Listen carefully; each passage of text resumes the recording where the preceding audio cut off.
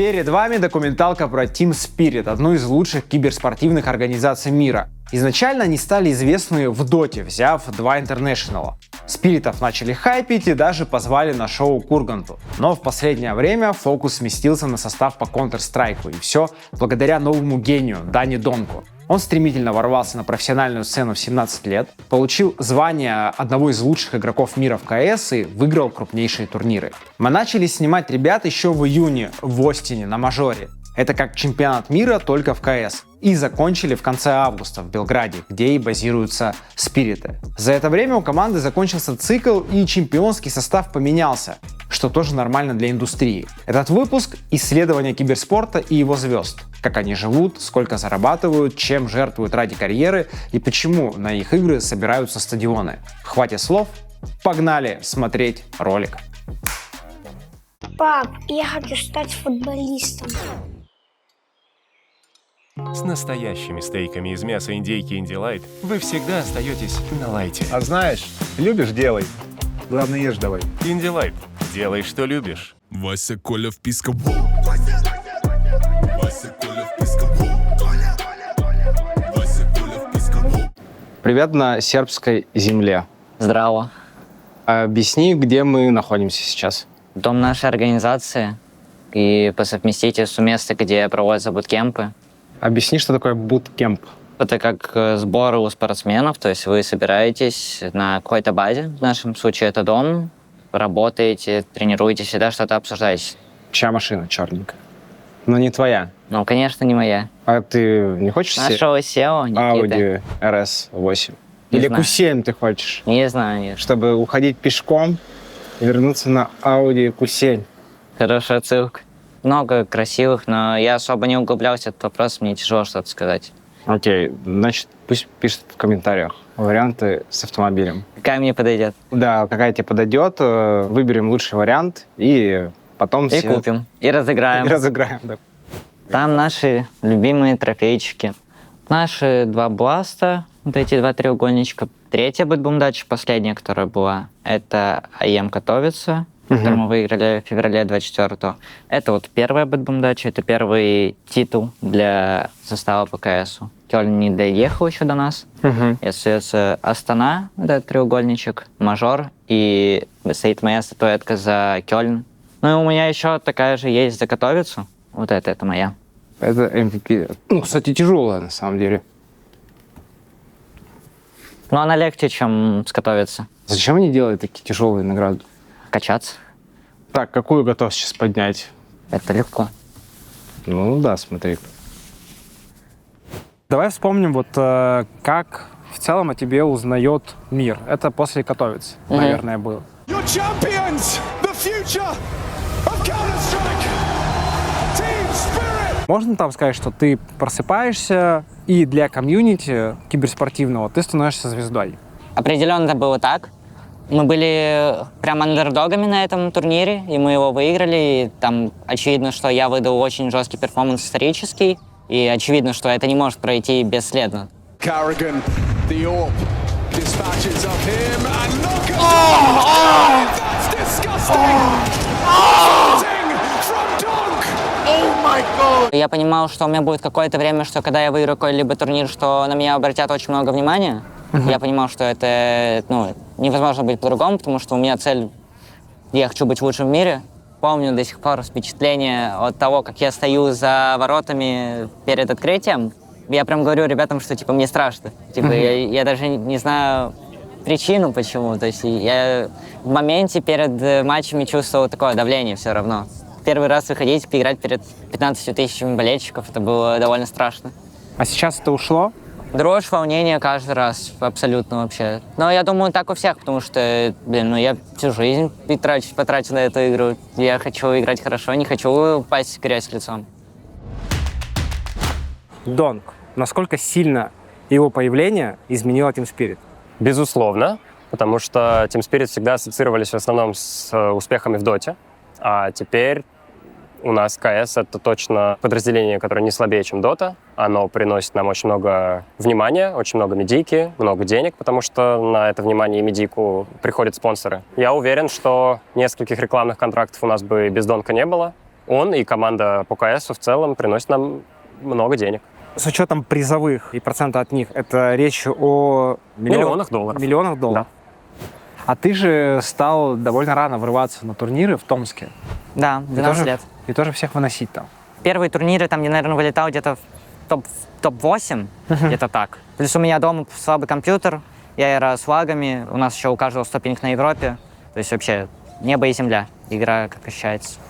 Я сначала подумал, что это просто какой-то рофл, знаешь, ну, чтобы показать, что пинг был большой. А потом мне сказали, что пинг реально был 100. Но это же, блин, какая-то нереальная задержка. Но у меня был сначала пинг 120, поменял на другой провайдер, у меня стал пинг 100. И я, типа, играл. А ты тогда уже грезил киберспортивной карьерой? Не, вообще. Мысль «я хочу стать киберспортсменом», наверное, появилась в лет, наверное, 13, когда мне купили новый компьютер, и я прям начал сутками играть, и у меня стало получаться. В то время были очень популярные CIS-лиги, и, то есть играли все игроки региона, между собой там общались, собирали команды и так далее. В принципе, был дивизион CIS Challenger, то есть это были такие полупро чуваки. Там. Я решил туда пойти поиграть, чтобы познакомиться с людьми. В первый день, что сыграл там со статистикой 10-0, то есть 10 игр выиграл, 0 проиграл. Леша уже сказали про меня, он открыл, увидел, начал спрашивать у игроков этой лиги про меня. Там дали хороший фидбэк, он написал мне в ВК и пригласил потеститься, просто поиграть в квалификацию. Я вроде ему понравился, там он меня заприметил, все. Передал меня в руки уже Spirit. Дима, менеджер академии, разговаривал с моими родителями. Это было вообще непросто, потому что я мелкий, у меня родители ко всему, что связано с интернетом, они считают это мошенничеством. Они подумали, что меня приглашают в какое-то рабство, интернет-рабство, что мол, я буду за кого-то играть. Если я им не понравлюсь, то я должен, и меня выгонят, то я должен буду еще заплатить деньги за то, что я играл. И как мне сказал Дима, менеджер, что это довольно частая история, то есть ему уже 1000 раз приходилось разговаривать на подобные темы с родителями, так что все, в принципе, из-за него прошло гладко. А ты смотрел на это как на какой-то огромный шанс жизни? Не совсем, потому что тогда еще Нави набирали свою академию, и у меня был выбор между тем, чтобы пойти податься в Нави и пойти в Spirit. У тебя был реальный шанс перейти в Нави? Я был очень уверен, что если я подам заявку, я туда пройду, потому что просто лучше меня не было никого в тот момент. Мне очень не понравилось, что туда подписали ребят, которые слабее меня были. Поинтов и всего, и статистика была лучше, и я играл в хуже условиях в 1000 раз, но их подписали напрямую. Для меня это был удар по эго несколько, что с хрена ли я должен заявку это подавать? Вы либо мне пишете, либо я к вам не иду. Когда я начал скаутить игроков, тогда все это только зарождалось. То есть еще сейчас уже 20 академий только в ЦИС-регионе, а тогда этого еще не было. Воспитываешь свою академку, и у тебя будут из 5 минимум 1 игрок, который может попасть в основу. За гораздо меньше деньги, если ты будешь кого-то выкупать. Моя главная фишка как скаута, я не просто смотрю демки, я беру игроков молодых и захожу с ними играть какие-нибудь квалификации. То есть я капитан и смотрю, как они действуют, могу на них немножко покричать, чтобы посмотреть, как они под давлением себя показывают. И с Донком буквально 5 раундов было все понятно. Моя сильная сторона, то, что мне сверху как-то дано, это видеть в игроках потенциал, видеть то, что игроки хорошо играют. Не разбираться в экономике, не разбираться в программировании, а именно как играют игроки в Counter-Strike. Я смотрю на игрока, у меня за 3-4 раунда у меня складывается пазл, я понимаю, что этот игрок сможет играть на тир-1. У меня, конечно, бывают иногда промахи, когда я верю в игроков, которые не выстреливают. Но если так посчитать, игроков, которых я привел в Spirit, и которые даже на мажор выходили, их уже нормально. Патси, Сирень, Донг, Зонтикс, Мэджикс. Съемки, реклама, интеграции War Thunder, дубль 794. War Thunder — это бесплатный онлайн-экшен, где воздушная, наземная и морская техника сражаются в динамичных боях по всему миру. Миша, это какая-то постная херня. Давай по новой, Миша. Прорывай фронт противника на тапке. На каком тапке нахрен ты собрался фронт прорывать? В тексте так написано, на тапке. Прорывай фронт противника на танке. Прикрывай своих друзей с вертолета. Участвуй в боях На чё? На истребителе. И все это в одном бою. Дальше вообще текста нет. У тебя скучное лицо. Нам денег за эту интеграцию не дадут. И я твой гонорар тогда не выплачу. Гонорар? У нас вместо танка коробка. Я ее из дома принес. Миша, это моя коробка. Я ухожу. Я ухожу домой. Ты бездарность. Это я нашел тебя в театральном кружке, Миша. Идите. Кому нужны эти чертовы полоски здоровья, когда ты полностью погружен в бой?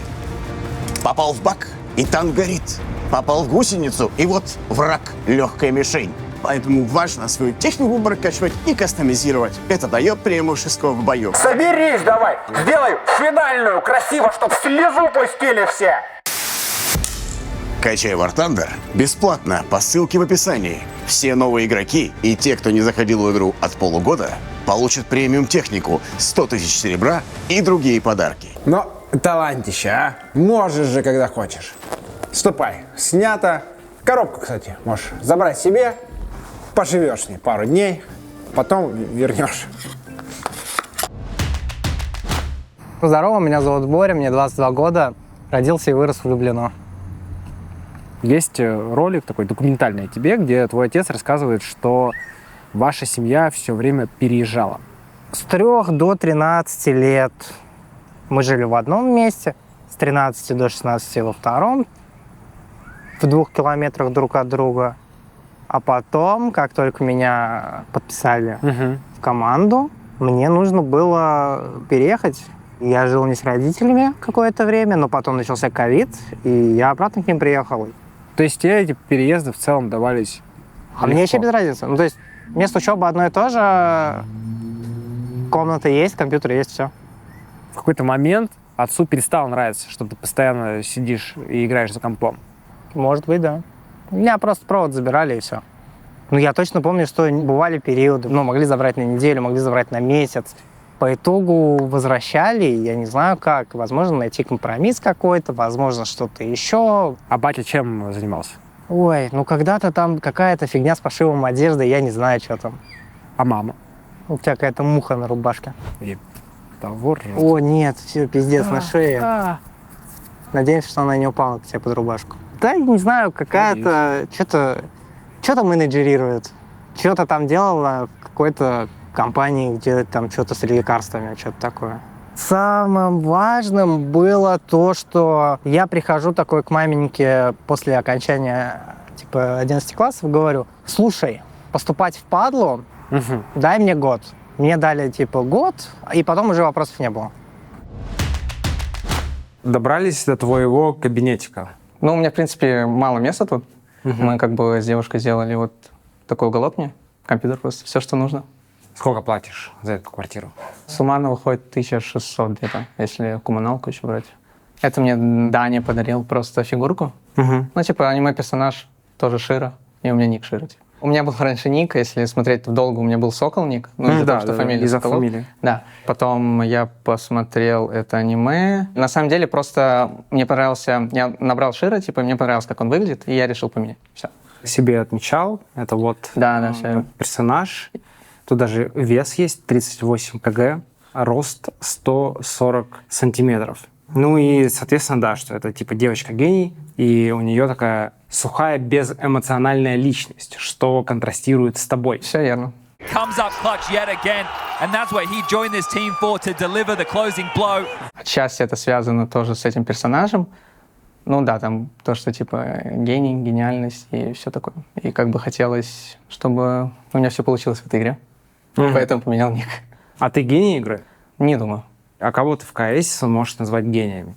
Я играл только за ней, и то, как чувак играет в свои 18 лет, и то, как он играет на турнире, на лане. Мне стоит поучиться многому у человека, который не так давно на тир-1 сцене. Ты из Чебоксар.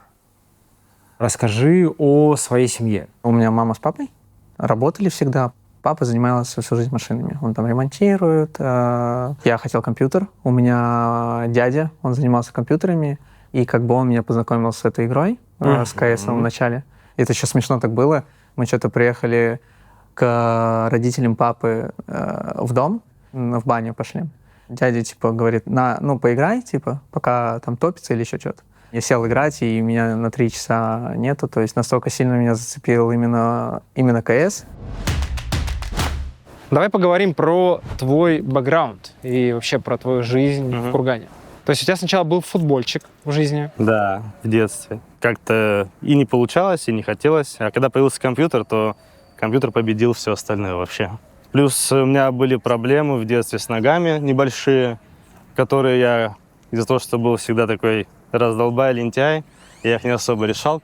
Но именно если там в детстве я мечтал быть футболистом, потому что у нас там в городе был Лоськов, и да, и все дети мечтали стать похожим на него. Кто не знает, Лоськов — это один из главных плеймейкеров в истории российского футбола. Так понимаю, что отец, он плотно следил за тем, что ты в футболе. Отец никогда не следил плотно у меня, прям ни зачем вообще, в принципе. Поэтому у меня получалось заниматься тем, что я хочу. Просто были как бы условия. Чтобы успешно, там, допустим, играть в компьютер, мне нужно было хорошо учиться, например. Под каким-то строгим надзором ты, соответственно, не был дома? Ну, в принципе, да, тем более у меня папа работает дальнобойщиком, у меня было много свободного времени всегда. Но когда он возвращался, там, у нас были условные правила, там, после 12 за компом не сидеть. В КСе очень сильно решает часовой пояс. То есть у тебя тренировки, допустим, с командами, они идут до 2-3 ночи по Кургану. И ты, в принципе, не можешь потом. Где-то ты школу пропускаешь из-за этого, и где-то ты долго играешь, кричишь молодой. Дома, поэтому это никому не нравится. И появлялись всегда проблемы были. Батя у меня в целом хотел, чтобы я чем-либо занимался, потому что в детстве я ничем не занимался вообще. Секции был, бросил, учеба была, бросил. Начал курить? Да, курить. Такой разгильдяй, там ничего не интересно, кроме компа. Они же, советского времени, они не верят, что это все вообще что-то будет. И ты не докажешь, не скажешь им, вот посмотри, есть там чемпионы. Да, это еще такого, как сейчас, не было. Раньше не было ни контрактов, ни денег. И ты только мог рассказывать мечты, что я верю, что когда-то все будет, и я стану профессионалом. До 15-х было все тоже не очень. Только у самых топовых. Вот прям у 8-ки было все нормально. Но все, что ниже, это просто ты играешь за идею, грубо говоря, за вайб, за поездки и прочее. Причем поездки большинство были за свой счет. Известный факт, что ты первый раз играл в 4 года. Я думаю, что в 4 года я именно поиграл самостоятельно, а вот года 3,5, где-то так, я поиграл именно под контролем брата. Он двигал клавиатурой, управлял клавиатурой, а я управлял мышкой. Это CS 1.6 была. Просто там с ботами, ничего такого. А в 4 года я уже, мы в Сурс играли, и я уже знал, как самому составать карту, где что играть, как закупаться и так далее. А когда ты по скиллам смог брата опередить? Ну, ММР в доте у меня было больше, наверное, лет 8-9.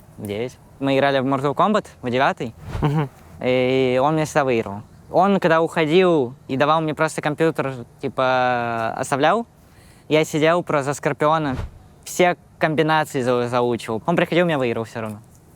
При том, что я знал, типа, все комбо, но я просто не мог выиграть. Тебя это злило? Я не пойму, как я могу проиграть, если я знаю все. А какая у вас разница в возрасте? 8 лет. Ты же моментами играл в день там 14-15 часов. Да и 20 было. 20? Да и 24 было, я и, там сутки не смог не спать, и там идти на второй круг и играть, типа, но я там просто понимал, что я не хочу режим ломать. А сон?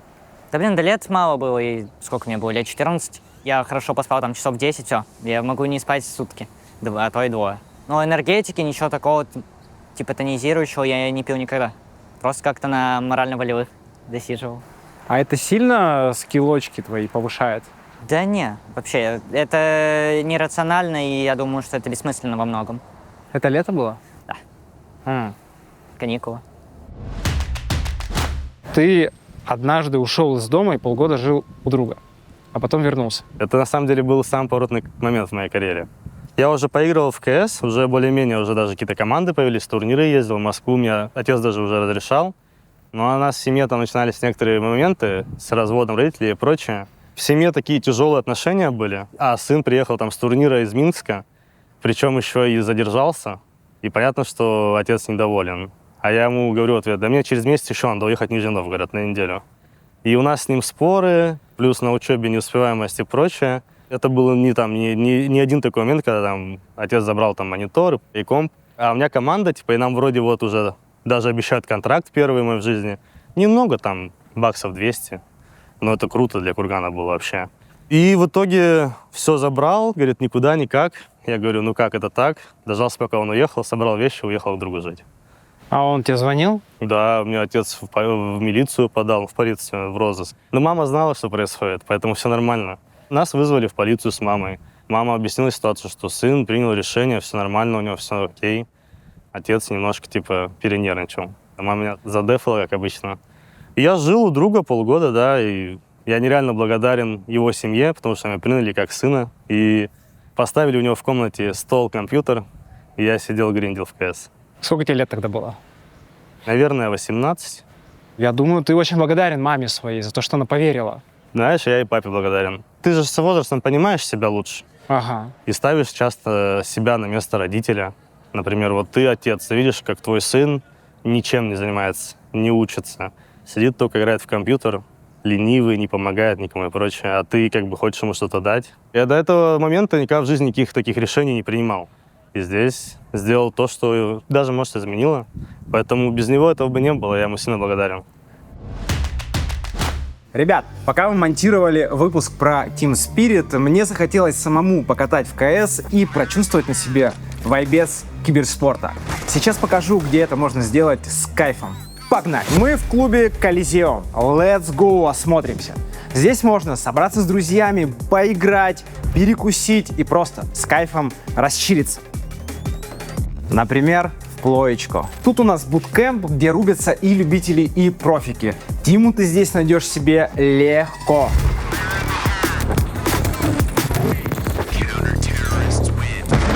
Так, а это стримерская, и здесь весь необходимый сетапчик. Пара монигов, микрофончик, клава и, конечно же, звукоизоляция. Когда я захочу закончить со впиской и пойду на Twitch, ищите меня здесь.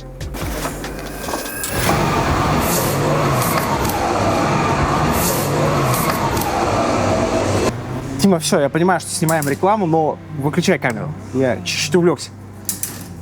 Стоп. В общем, я бы здесь завис на неделю, ведь в Колизеум каждый найдет свое, а ты точно найдешь свой Колизеум, ведь он есть аж в 19 странах. Специально для наших дорогих зрителей я попросил промокод вписка, вот он здесь на экране, на 500 рублей для всех новых гостей. И запомните, Колизеум через Е. Через Е. Добавь кайфа, через Е. Как ты сказал? Через Е. Откуда у тебя шрам вот этот? С детства.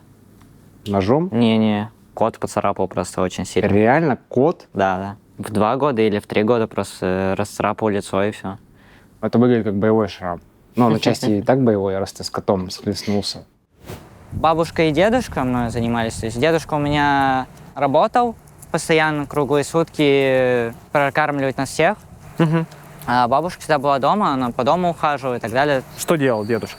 Он ездил на «Газели» и перевозил всякие материалы между городами, там, просто в городе. Он приезжал домой, там, я не знаю, ночью отсыпался, и его на день уже, днем уже его не было. И так, типа, дня 2-3, типа, в зависимости от того, куда он едет. Ближайший город, там, Новосибирск, то он там на следующий день дома оказывался. Получается, дедушка, и тебя заменил по факту отца? Да. Полностью моим воспитанием занималась бабушка. Понятно, большим соотношением, чем дедушка. Но все равно от дедушки я перенял много, на самом деле. Я считаю, что дедушка, можно сказать, какой герой. Как бы ему не было тяжело, как бы он не хотел, но он понимал, что надо работать. Иначе, типа, что, голодать, что ли?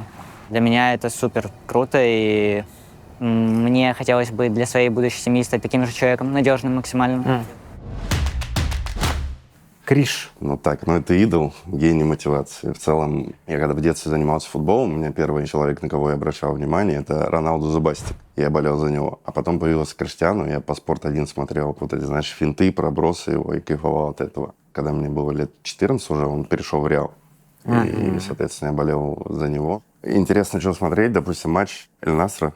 Неделю назад обзор смотрел. Счет 4-0. Он забивает 5-й, 5-0. И он идет, празднует, как мальчик. Типа, для него это вау. Вратарские перчатки здесь лежат. Было время, когда я любил в футбол поиграть. Даже здесь, в Белграде, собирались. Но сейчас что-то уже тяжеловато с таким графиком. Сколько лет ты провел в футболе? Занимался с 7 до 14. Потом получил травму. Там история была такая, что я играл за Южный округ. Тогда была мода брать бутсы на размер меньше, чтобы удар был больше. Но я думал, сейчас я возьму, буду Роберт Карлсон. Вот. И взял эти бутсы, одел шерстяной носок. Не помню, угловой, минус 20, сугробы. И я парня корпусом толкаю, он подбегает сзади, смотрит мой номер на футболке и убегает. Я думаю, ну окей. Потом следующая подача, он меня берет железными шипами в ноготь бьет, и вот я до сих пор подолгу хожу. Несколько операций было. Он так и не справился. Какая травма была конкретно? Ноготь раздробил полностью. А ты потом с ним не пытался разобраться? Нет. Почему? Ну, это же футбольный момент, на его совесть. Поговорим о твоей любви к КС. Классическая история, 7 лет. Брат приводит местный компьютер. Поиграл, понравилось. Долгое время не было компьютера дома. Годам 12-13 он появился. Локальная сеть, друзья, начинаем играть. На паблик-серверах приписки клана у кого-то. Хочется сделать такой же. И в лет 13-12 мы когда собирали свой клан сетевой, у меня почему-то в голове был такой анализ, что нужно человека даже в клан брать под какую-то позицию, где ему комфортно играть. Это не была не глубокая мысль, но я потом вспоминал, что она была. 14-15 лет в этом же периоде меня на лето забирали в деревню. Перед тем, как поехать в деревню, я скачивал, сколько хватает места на жестком диске демок, и анализировал демки, почему в этой ситуации делать так или иначе люди. Ставил себя на место противника, думал о том, как мне сделать такое действие, чтобы ему было менее комфортно в ситуации. И это дало буст. В 16 меня уже подписали в первую профессиональную команду. У меня были выступления за сборную, несколько матчей. И вот все пошло вверх, и мне всегда это нравилось. Как выглядели тогда компьютерные клубы? Подвал, темное помещение, CRT-мониторы, огромные системники, на которых наклеены жвачки. Ты их включаешь, у тебя винда прогружается несколько минут. Заходишь в КС, у тебя может что-то ребеть, что-то скрипеть и так далее, но это прикольные воспоминания. Даже когда я в 1.6 уже играл на турнирах, это был клуб Кликнет, а в Митино он находится. Там миллион историй с этим клубом связано. По типу там был чувак-повар, который готовил прикольно кликбургеры там назывались. Так. Он вышел на улицу, до него начали докапываться каких-то 2-3 парня пьяных. Говорят, что ты тут стоишь? Типа, он говорит, отойдите отсюда. Они опять докапываются. И, как помню сейчас, он с вертушки одному, второму, 3 лежат в луже. Романтическое время.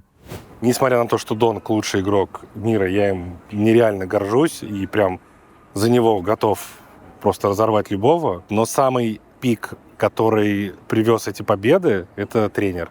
То есть не то, что я его заскаутил, а просто его дал компьютер, да, вернул в КС. То есть это Халли, который... у него всегда был нереальный скилл, именно понимание, что в игре происходит, что нужно пофиксить. Человек, который так разбирается в КС, он не должен просто сидеть и это рассказывать там как кому-то за пивом. Должен идти и тренировать. Он сразу же с Испадой добился выхода на мажор. Потом от Spirit Academy сразу же попадает там в топ-50, а там вообще ноунейм игроки. Ну и вот Spirit чемпион мажора. В тренерство тебя привел Overdrive. Да. Кем ты работал на тот момент? Никем. Период времени 22-23 года был переход с CS 1.6 на CSGO. У меня тогда были проблемы с компьютером. Была возможность обновить, но я смотрел на призовые, на перспективы игры и понимал, что я не хочу за те же деньги заниматься этим. Помню, меня устроили курьером. Когда я приехал забирать товары, увидел адреса, что там 3 по Москве вот так раскиданы, и навигатора нет. Я такой, ой, мне там позвонили, до свидания. Вот, пошел домой. Потом заявки по страхованию автомобиля оформлял. Был администратором в подпольном казино, в покерном клубе. Собирал игры покерные, да. Вот там где-то 2 года провел. Это же достаточно такая рискованная работа. Могли же накрыть, наверное, в любой момент. Нервов ушло огромное количество. Из-за контингента, и из-за требований начальства, потому что люди были, так скажем, те, которые управляли, ты понял. Из 90-х? Да. А можешь вспомнить какую-то одну вот ситуацию, когда, не знаю, было особенно напряженно? Мы только собирали игру, 6 часов вечера, приходят 2 человека, они садятся за стол, они плохо говорят по-русски, И до этого нам рассказывали, что похожие по описанию ограбили 2 таких же заведения, покерных клуба, и была поножовщина. Я иду за стойку, за фишками, и один из них тянется вот так на стол за часами за каким-то, у него пистолет и нож вот так сзади. Я пишу начальнику, говорю, не стоит собирать игру. В итоге их выгнали, выпроводили, и после них продолжили. Ты живешь такую жизнь, да? Работаешь в покерном клубе, и тут появляется Overdrive, который знает о твоих этих аналитических способностях. Да, я помню, тогда было, по-моему, 3 месяца, где я работал в детском киберспортивном лагере и тренировал детей. Под конец его мне позвонил Леша и сказал, есть такой вариант, что ты вернешься и попробуешь потренировать команду. Меня взяли на испытательный срок 2 недели, всех ребят все устроило, и вот с этого все началось. Какие тебе вообще условия предложили? С директором СПАДа я общаюсь, он курит сигарету, так поворачивается, $1000 по рукам. Я говорю, по рукам. Ну, а если хочется покатать дома, то что делать? Раньше ты мог зайти в Steam и купить игру, а сейчас это похоже на миссию с Киберпанка. Ты просишь друга в соседней стране, придумываешь, как закинуть ему кэш, пингуешь его, пока он не вспомнит, а когда он вспомнил, тебе уже и не в кайф. Но есть одно удобное решение. Это PlayRock. Игровой маркетплейс с тысячами товаров, а также сервис пополнения Steam с низкой комиссией. В честь осенней распродажи в Steam мы попросили промокод «Вписка». По нему комиссия составит всего лишь 5% вместо 9%. Все честно, я, конечно, плохо разбираюсь в скинах, но, по крайней мере, разбираюсь в удобстве. Попробовал, работает. Все быстро и просто. В своем телеграме ребята устроили тематический розыгрыш с 100 призов, а главный приз — кастомный Steam Deck. Ссылка в описании. Всем здорово! Мы находимся в офисе Team Spirit в Белграде, и сейчас будет подробный гайд на это помещение. Пойдем за мной. Первой комнатой, которая здесь у нас есть, это комната с компьютерами и мониторами. Здесь мы сегодня снимали интервью для вписки на фоне вот этого прекрасного красного виолетового ковра, чтобы это выглядело очень красиво. Далее здесь есть кресла и компьютеры. Также есть фотография в рамочке, на которой я когда-то ебал. Тут уже сидит Вася, и скоро мы приступим к съемке нашего нового контента. И стоит еще Рустам, какую-то тычет хуйню в камере. А мне все еще сидеть? Я пока сижу. Да, сиди. Также тут есть всякие красивые картинки с дотсерами. Team Spirit выиграли 10-й International, красавчики. Таганрог бухает. На этой комнате мы закончили. Что, пойдем дальше? Я все еще сижу, да? Можешь выходить. Окей. Второе помещение, которое я сегодня покажу, это большая... Костян, как это называется? Прихожая. Большая прихожая.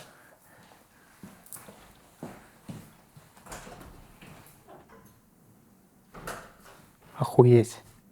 Короче, в большой прихожей нас ждет большой обеденный стол, большой диван, PlayStation, телевизор, Team Spirit, а также наверху старые логотипы. Кто сможет их расставить в правильном порядке от более старого к более новому, тот красавчик. Вот. А также есть какие-то фотографии, где обнимается Донг и Шайро. А есть еще я в ахуе после того, как Донг сделал жесткий вантап из калаша. Я это помню как вчера, это было в Далласе. Также в этой комнате появились какие-то растения, которых раньше не было. Возможно, какое-то имя дадут этому дереву. Я еще не знаю, какое. Но это мы очень скоро узнаем. Подписывайтесь и болейте за Team Spirit. Team Spirit базируется в Белграде. Да. Насколько это решение вообще сложно далось команде? Мы знали, что мы будем переезжать, но вопрос был куда. Мы рассматривали Грузию, Турцию, Армению, Сербию. И Сербия просто банально гораздо ближе к Европе. Там в 2 раза меньше пинг, чем во всех остальных вышеупомянутых странах. Поэтому там легко легализоваться, там приятный климат, там приятные люди. Принимало решение SEO, владельцы, команда? Как это решение принималось? Это коллегиальное решение, безусловно, но SEO принял последний. SEO Никита Чешир. Да. Он же у команды с момента ее основания. Верно, он ее основал. Мне кажется, одним из первых, или там даже одним из единственных, понял, что структура киберспортивного клуба на самом деле должна быть похожа на структуру спортивного клуба. Никогда не должно быть так, что игроки принимают какие-то ключевые решения. У тебя всегда должна быть иерархия. Например, Dota состав, у него есть там Руслана, операционный директор наш, Дима Корбан, который главный по Доте. Если мы говорим про Counter-Strike, у него всегда есть там Сережа Халли. Если мы говорим про Академию, у него есть там Дим Бухтеев. Он всегда советуется, всегда спрашивает мнение и принимает взвешенные решения. И еще очень важный момент, что Team Spirit не всегда были такими, какими они являются сейчас. То есть надо понимать, что организация была основана в 2015 году, и до 2021 года, до победы на Интернешнале, крупных побед на самом деле не было. Твое приглашение в Spirit произошло в 2019 году. Да, я не продлил контракт с Вегой и сам написал Спиритом, говорю, хотите, можно там к вам в команду, грубо говоря. Мне сказали, да, типа шутка, типа нет контракта, да, go. И все. Да, но на тот момент это же была молодая организация. Все знали, что Spirit топ-орга. Даже она еще не популярная и прочее, но в плане там зарплат, запросов, всего, буткемпов, условий, у тебя будет все в топе вообще. Я хотел еще поработать с тренером Цертусом Николаем. Я прошел тесты, меня взяли. Какие зарплаты были тогда, в 2019 году? Они, наверное, сильно отличались от нынешних. В 2 раза, может быть, ниже, чем сейчас. $5000. Или выше были? Нет, это 5000 это много уже. Тогда таких контрактов еще не было. Они были у некоторых организаций, которые могли там раскидываться деньгами. У звездных команд там были такие, знаешь, условия хорошие. Но в то время, если ты играешь тир-2, тир-3, пятерку там получала, может быть, только одна команда за Винстрайк. Остальные все получали меньше. У тебя же достаточно был короткий путь в киберспорте именно Да, с точки очень зрения короткий. попадания в профессиональную карьеру. Какую роль в этом сыграл Овердрайв? Ключевую. Здесь начинается cool story тогда. Как прошел вот мой 2019 год, когда я подписал контракт где-то летом. С какими-то чуваками я поиграл открытые квалы на минор, вышли на ХЛТВ. Ну, на тот момент среди, так сказать, начинающих игроков это было достаточно респектабельно. Июнь месяц я провел за тем, что я играл в CS-лигу. Первый же сезон я ее выиграл, прошел в про уровень. В полупро мы как-то познакомились с Овердрайвом и несколько раз поиграли вместе с ним. Овердрайв меня завербовал, привлек, сказал, мы тебе купим клавиатуру, девайсы, там что-то. Я попал в Эспаду, поиграл я 2 недели в Эспаде. Спустя 2 недели оказался внезапно на тестах в основной состав Spirit, и меня взяли. Тебе не казалось, что происходят какие-то невероятные события в твоей жизни? Это можно охарактеризовать как невероятное событие в жизни, только если оглянуться назад. То есть это типа какой-то супер тупо скачок, невъебический, вообще без причины, непонятно почему. Потому что я не думаю, что я был каким-то таким сверхталантом. Я не знаю, что было в голове у людей, которые меня тестили. Да я и не спрашивал особо. 2021 год. Я так понимаю, что вот тогда у Спиритов был кризис определенный. С чем он был связан?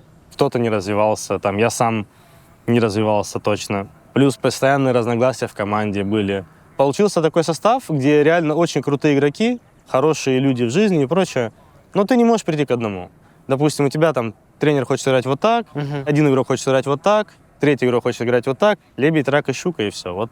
Мы доиграли чемп, мы не прошли на мажор, нам просто сказали, понимаете, что будут изменения, мы уже понимали, и просто сказали, вы будете на банке, а мы, типа, будем дальше собирать состав, типа. Но ты был вне состава 90 дней. Не испытывал в тот момент хандру как минимум? Блин, конечно, испытывал. Я уже себя как игрока вообще уничтожил. Конечно, в этот момент ты думаешь, что ты самый худший и прочее, и это база. Без этого никуда.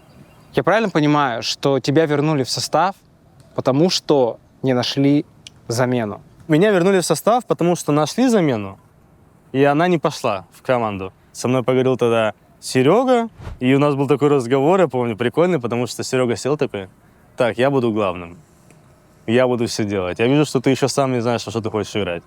Я такой, да, пожалуйста, гоу, давай, будем делать, как скажешь. Вообще, и, в принципе, после этого так и делаем. Капитан — это же, по сути, правая рука тренера. Бывают разные. Есть как вообще самый главный капитан, допустим, как Керриган или Апекс. Это капитаны, которые делают все, как и тренер. И могут и морально поддержать, и психологически, там, и смотрят демки, строят план, строят игру и прочее. В нашем случае у нас этим занимается тренер, у них тренер больше как помощник капитану. У нас, наоборот, капитан — помощник тренеру. На самом деле капитанство — это очень крутая штука. Мне капитанство помогло вернуть карьеру, потому что у меня открылся интерес к игре больший. Когда я не был капитаном, я был как там старплеер или там опорник, неважно. Я смотрел только фраги и результативные действия свои. А когда я стал капитаном и более-менее начало получаться, я начал с больших моментов кайфовать в игре. С удачных колов, с небольших подсказок, где-то тиммейты что-то скажут. Вообще у тебя появляются вещи более широкие. Где-то ты прочитал, где-то наоборот там что-то угадал. А где-то все еще даже убил, там где-то подсаппортил. Почему вот он хороший капитан? Хорошо понимает, как двигается карта. Стартеры, раунды, динамика. У меня получилось научить его, чтобы мы думали в одном русле, как мы предполагаем, как действует соперник. То есть бывает то, что я за спиной стою, у меня микрофон, я только на паузах могу говорить, и он через раунд говорит ровно те мысли, которые я говорю, и они у нас схожи. У него хорошее игровое чутье, то есть он моментами я могу назвать его гэмблером, то, что он может где-то сделать вещь, которая ненадежная в моменте, но это также подразумевает, что у него хорошая игровая чуйка. Для капитана это супер важно. Когда ты начал чувствовать, что у вас не просто сильная тима, а прям чемпионский ростер? Когда пришел Дима Шира в команду, 100%. То есть появился топовый снайпер? Да. Диман пришел, он не стал передавливать, говорить, что он звезда, а он был, по сравнению с нами, был звездой. И сказал: о, давайте как выиграть, попробуем. ХЛТВ. Это за 23 год. Топ-8. Да, это когда я ливнул с Cloud9, перешел в Spirit. Этот год закончился, и я 8 занял. Весной 22 года Cloud9 выкупают Гамбит полным составом вместе с тренером. Да. За $1 миллион. У вас был неплохой состав, да, который показывал результаты, и дальше к вам добавили электроника и перфекта. Это Через уже в год, 23-м да. произошло. Но при этом результатов вы особых не показали. У меня это все съедало изнутри, и я уже принимал решение о том, что если у меня с Ильей и с электроником не получится, то я ухожу. Просто это уже что-то не мое. Мы не нашли командный дух, командный процесс, который для нас, как для команды, будет результативный. И мы двигались каждый сам по себе.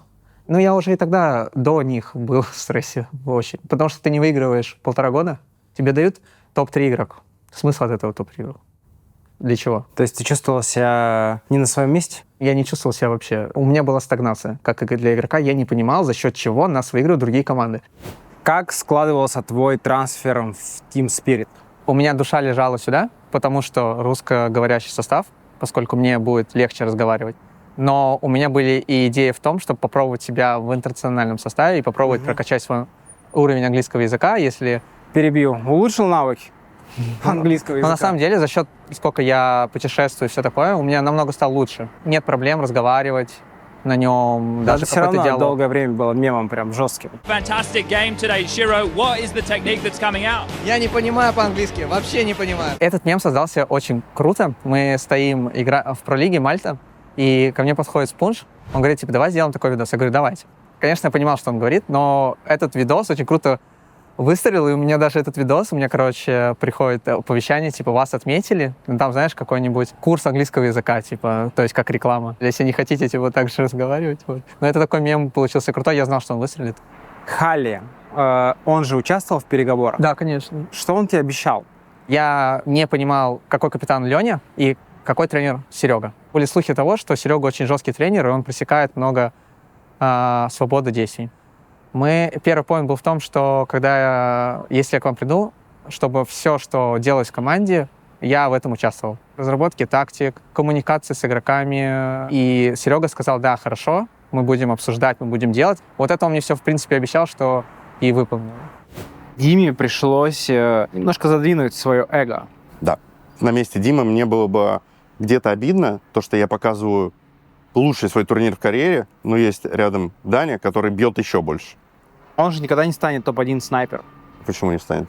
Дима был уже номинирован на топ-3 снайпера и занимал 2 место. И, как мне кажется, тогда не объективно ему дали не 1, потому что у него Гамбит был потрясающий сезон, у Саши Симпла тоже, но учитывая, что Дима делал с АВП, а Саня больше играл с калашом, то в моем понимании Дима должен был выиграть. Да, но в Гамбите он был главной звездой. Главной звездой, да, был. Если мы говорим про какое-то медиапространство, главной звездой, наверное, нет, рядом с Даней. А если говорить про в рамках АВП, то у него есть все для того, чтобы стать или быть первым. Да, но пока есть Моноси.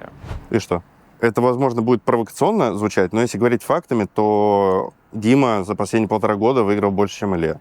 Наверное, где-то Моноси получше нажимает кнопки. Но с точки зрения влияния вообще на игровую картину, Дима маньяк, он пизданутый, в хорошем смысле слова. Мы играем тренировочный день, у нас разбор, после этого мы идем, обсуждаем с ним демки. Я уже сходил на ужин, собираюсь отдыхать, он зовет меня в практис, он опять смотрит демки, и смотрит демки именно то, о чем мне говорил.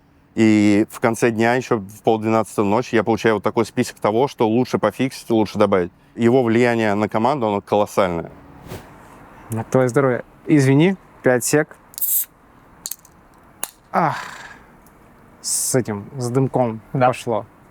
Ты играешь в одной команде с Донком. И как будто бы, когда у тебя есть такой тиммейт, он всегда будет тебя затмевать. Ну да.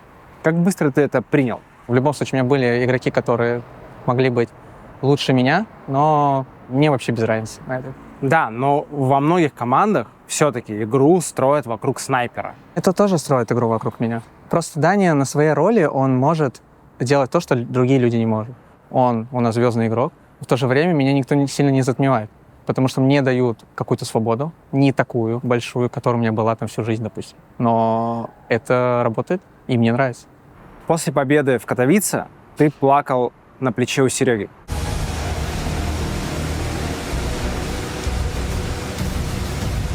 Да. Тяжелый момент. Когда я только перешел, у нас было много проблем, с которыми нужно было работать. То есть я сидел сутками за игрой, и тем самым еще я сидел сутками с Леней и Серегой для того, чтобы фиксить те проблемы игровые. Получилось так, что мы выиграли, и я не понимал, как вообще такое возможно. И я, конечно, когда мы поднимаем кубок, я думаю, да ну нафиг, типа. Теперь вопрос от наших партнеров и друзей из Aviasales.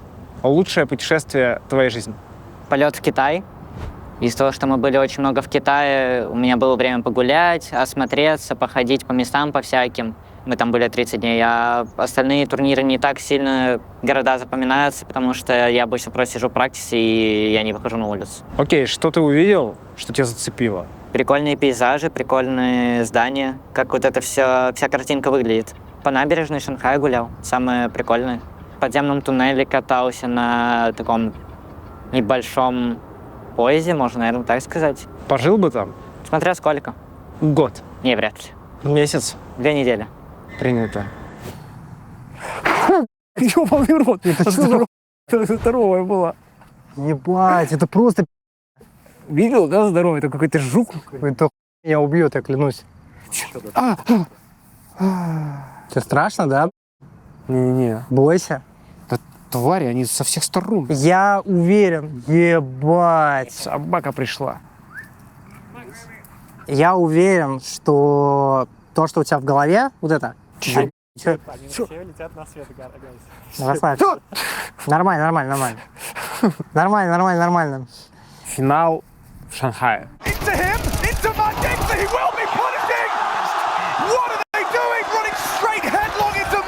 Ты же один из героев этого финала. Ну да. Я сидел и думал, к этому люди типа идут целыми карьерами и не добиваются. А я вроде выиграл. А эйфория потом пришла? Просто не верилось. Не верилось ни на следующий день, не верилось через неделю, не верилось через месяц. Это, безусловно, круто. Безусловно, это высшая цель, которую люди могут поставить в КС. У меня просто это не укладывалось в голове. Ты крикнул «Овердрайв, я тебя люблю». All I wanna say is Overdrive, I love you! Потому что он сыграл ключевую роль в твоей карьере? Нет. А почему? Это же прикольно. Был мажор в Кракове, где Зевс выиграл и сказал Олаф, I love you. I just say, Olaf Meister, I love you! Я подумал, можно же тоже что-нибудь пиздануть такое прикольное, ради мемов. Овердрайв как раз попал под руку перед турниром. У тебя была фотосессия, когда тебя фоткали с наградой MVP. И тебя попросили улыбнуться, я сказал, мне похуй. Почему? Не, это, безусловно, радостное событие. Когда ты месяц пребываешь на турнире, просто ты выжат как лимон максимально, в тебе вообще нет никаких сил. Я только что доиграл финал. У меня единственное желание было это побыстрее уйти. Просто лечь в кровать, отоспаться, полететь домой. Но потом, когда я поспал, я эту победу смаковал, недели 2, наверное. Я был не в моменте, не в настоящем, что я вот выиграл мажор. Я грезил о том, как я хочу спать. А ты осознал победу уже в самолете, получается? Я не спал после финала. Я не смог уснуть. Я писал, просто наверное, адреналин? Да, я писал 1,5 часа, сел в трансфер, поехал в аэропорт. Мы летели с Димой, и мы были просто в шоке. Мы сидели и недоумевали с того, орали просто, что мы, типа, выиграли мажор. После победы на мажоре ты говорил 21, 21, 21. 21, 21, 21. Есть же теория, что это связано с Артфростом. Да, это просто у нас есть тусовка, компания друзей, хороших приятелей. Я сказал на сцене, что я очень благодарен своим друзьям, потому что без них я бы не стал тем, кем я являюсь сейчас. И просто сказал 21, 21 и 21. Когда уважение им, и все. А у тебя сколько вообще близких друзей? Я считаю, что у меня один близкий друг. Мой лучший друг — это мой самый близкий человек в жизни моей. Он мне как семья. Я не могу описать, какое влияние на меня оказал. Он мне буквально стал братом. Мы общаемся очень долго, мы никогда не прекращали общение даже на день. Мы типа буквально подряд общаемся уже 5 лет. И у нас никогда не было никаких ссор, никаких недопониманий. Я буквально нашел свою родственную душу. Если бы на него напал крокодил, полез бы отбивать Конечно, конечно. Да я бы прыгнул самому пасть крокодилу. Понимаешь, что можешь быть съеденным. Да я бы сам пасть прыгнул крокодилу, лишь бы он жил. Что из 3 событий на Team Spirit повлияло сильнее? Смена тренера, приход Донка или трансфер Шира? Наиболее крупным из этих 3 это приход Донка. Это что-то несопоставимое вообще в масштабах вселенной. В чем его фишка? Я не знаю, он просто типов ебет. Когда ты смотришь за ним, это выглядит очень жестко и очень просто. Многие люди, когда играют против него, заранее в какой-то степени понимают все? Обосраны, да. Я помню же, что Донк, особенно на старте, был очень эмоционален. Так и есть, вот эти все фразы. Ебать, я их обоссал. Мы общались, нормально говоришь ему там, Дань, типа, братан, ты кричи, окей, это кайф, что тебя прет. Просто давай, типа, поменьше, не ебашь так сильно соперников. Многие вещи, которые говоришь, типа, не стоит их говорить. А почему не стоит? Это же расходится на хайлайты. Усиливается медийка вокруг команды. Это все разбирает, цитируемость увеличивается. У меня такой подход просто, и все. В СНГ все многие реально друзья. Ты говоришь своему другу, ты там закрой ебало, мясо, там такие вещи, ну прям такие неприятные. Доигрываешь и идешь потом общаться и жать обратно руку. Вот, допустим, Даня там кричал с ВП «Сейви». Это круто, например. Потому что это, во-первых, это реально трэш-ток. Потому что ВП, допустим, ну это же их фишка там сейвить. И ты кричишь им сейвить, это классно. Но типа если ты будешь кричать сейви и там его материть на 3 там, и 4 буквы, а потом ты опять будешь там здороваться, ха-ха, все нормально, да, просто игра. Нет, это странно. Но с другой стороны, даже если он сейчас продолжит каждую игру, любого чела эти орать, никто ничего ему не сделает. Наверное, ему даже никто ничего в глаза не скажет. Я уверен, 100%. Также будут все здороваться, общаться, потому что это Даня Донк лучший в мире. Когда бабушка и дедушка слышали фразу «ебать, я их обоссал», они тебе не говорили? Культурнее выражаться? Мне было очень неловко и стыдно, все такое. Да, во-первых, я ж не знал изначально, что это типа будет услышано на трансляции и так далее. Да в смысле ты не знал? Как ты можешь не знать это? Я не знал, что именно это. Да блин, да я столько всего говорила, только это вырезалось. Понятно, что там и не такие были, но все равно в TeamSpeak всякие фразы залетали, и можно было из них тоже нарезать много мемов. Не знаю, да сказали, что понимают, что эмоции и все такое. Со временем очевидно, что этого станет меньше. Просто потому что это же первый лан, первый турнир, там. Плюс, я думаю, сыграло немалую роль то, что я играл против клуба детства. Что это типа Нави, это X2 типа к интересу. Это даже никакого негатива не было. Ну, это ж факт был. Типа, ну, базу все равно нельзя выдавать. Объясни для нубов, чем занимается тренер киберспортивной команды в КС? Тренер отвечает за полное построение состава, полный рисунок игры, то, в какую игру играет команда, выстраивание взаимоотношения между игроками. Это выстраивание такой системы, что тренер и капитан — проводник идей. То есть я даю общую картину, которую Леня транслирует на команду. Важно понимать психологию команды, быть эмпатичным, общий менеджмент команды, подготовка к игре, анализ соперника, тренировочное время. Взять, допустим, футбол, да, посмотреть там на ведущих тренеров, такие же функции примерно. Только разница в том, что у тебя гораздо меньше людей, и в том, что у тебя нет огромного тренерского штаба, который там персонально там тренер вратарей там, и так далее. Есть Донк. Это один из лучших игроков мира. Что конкретно ты, как тренер, можешь ему вообще дать? Даня быстро впитывает, при этом, если взять Даню 1,5 года назад, то, каким он человеком был, импульсивным, ветреным, его много что аффектило. Ветер подул в одну сторону, он такой, в другую, то это ему точно давал я и давала команда, давал Никита. С точки зрения игры ему многое дал Леня, дал я, дал Дима, дал тиммейты, и ему есть вещи, в которых нужно еще развиваться. То, что у него невероятная механика, это окей, но у него также есть и ошибки, у него недостаточно ровная и четкая коммуникация. Нужно добавлять. Даня уникальный игрок, но несовершенный. Не думаешь, что через пару лет, если все продолжится, как продолжается, его эго вырастет вместе с ним, и тебе станет сложно? Сомневаюсь. Даня человек из понятной для меня семьи, у него правильные ценности. Если посмотреть на него, он не покупает дорогие шмотки, он не пьет алкоголь, ему не интересны тусовки, девчонки и так далее. У него есть фокус на своем деле, у него есть хобби, у него есть девушка, у него есть семья. Каждый отпуск он проводит с своей бабушкой, с дедушкой. Важно его окружение. А я считаю, что его окружают правильные люди.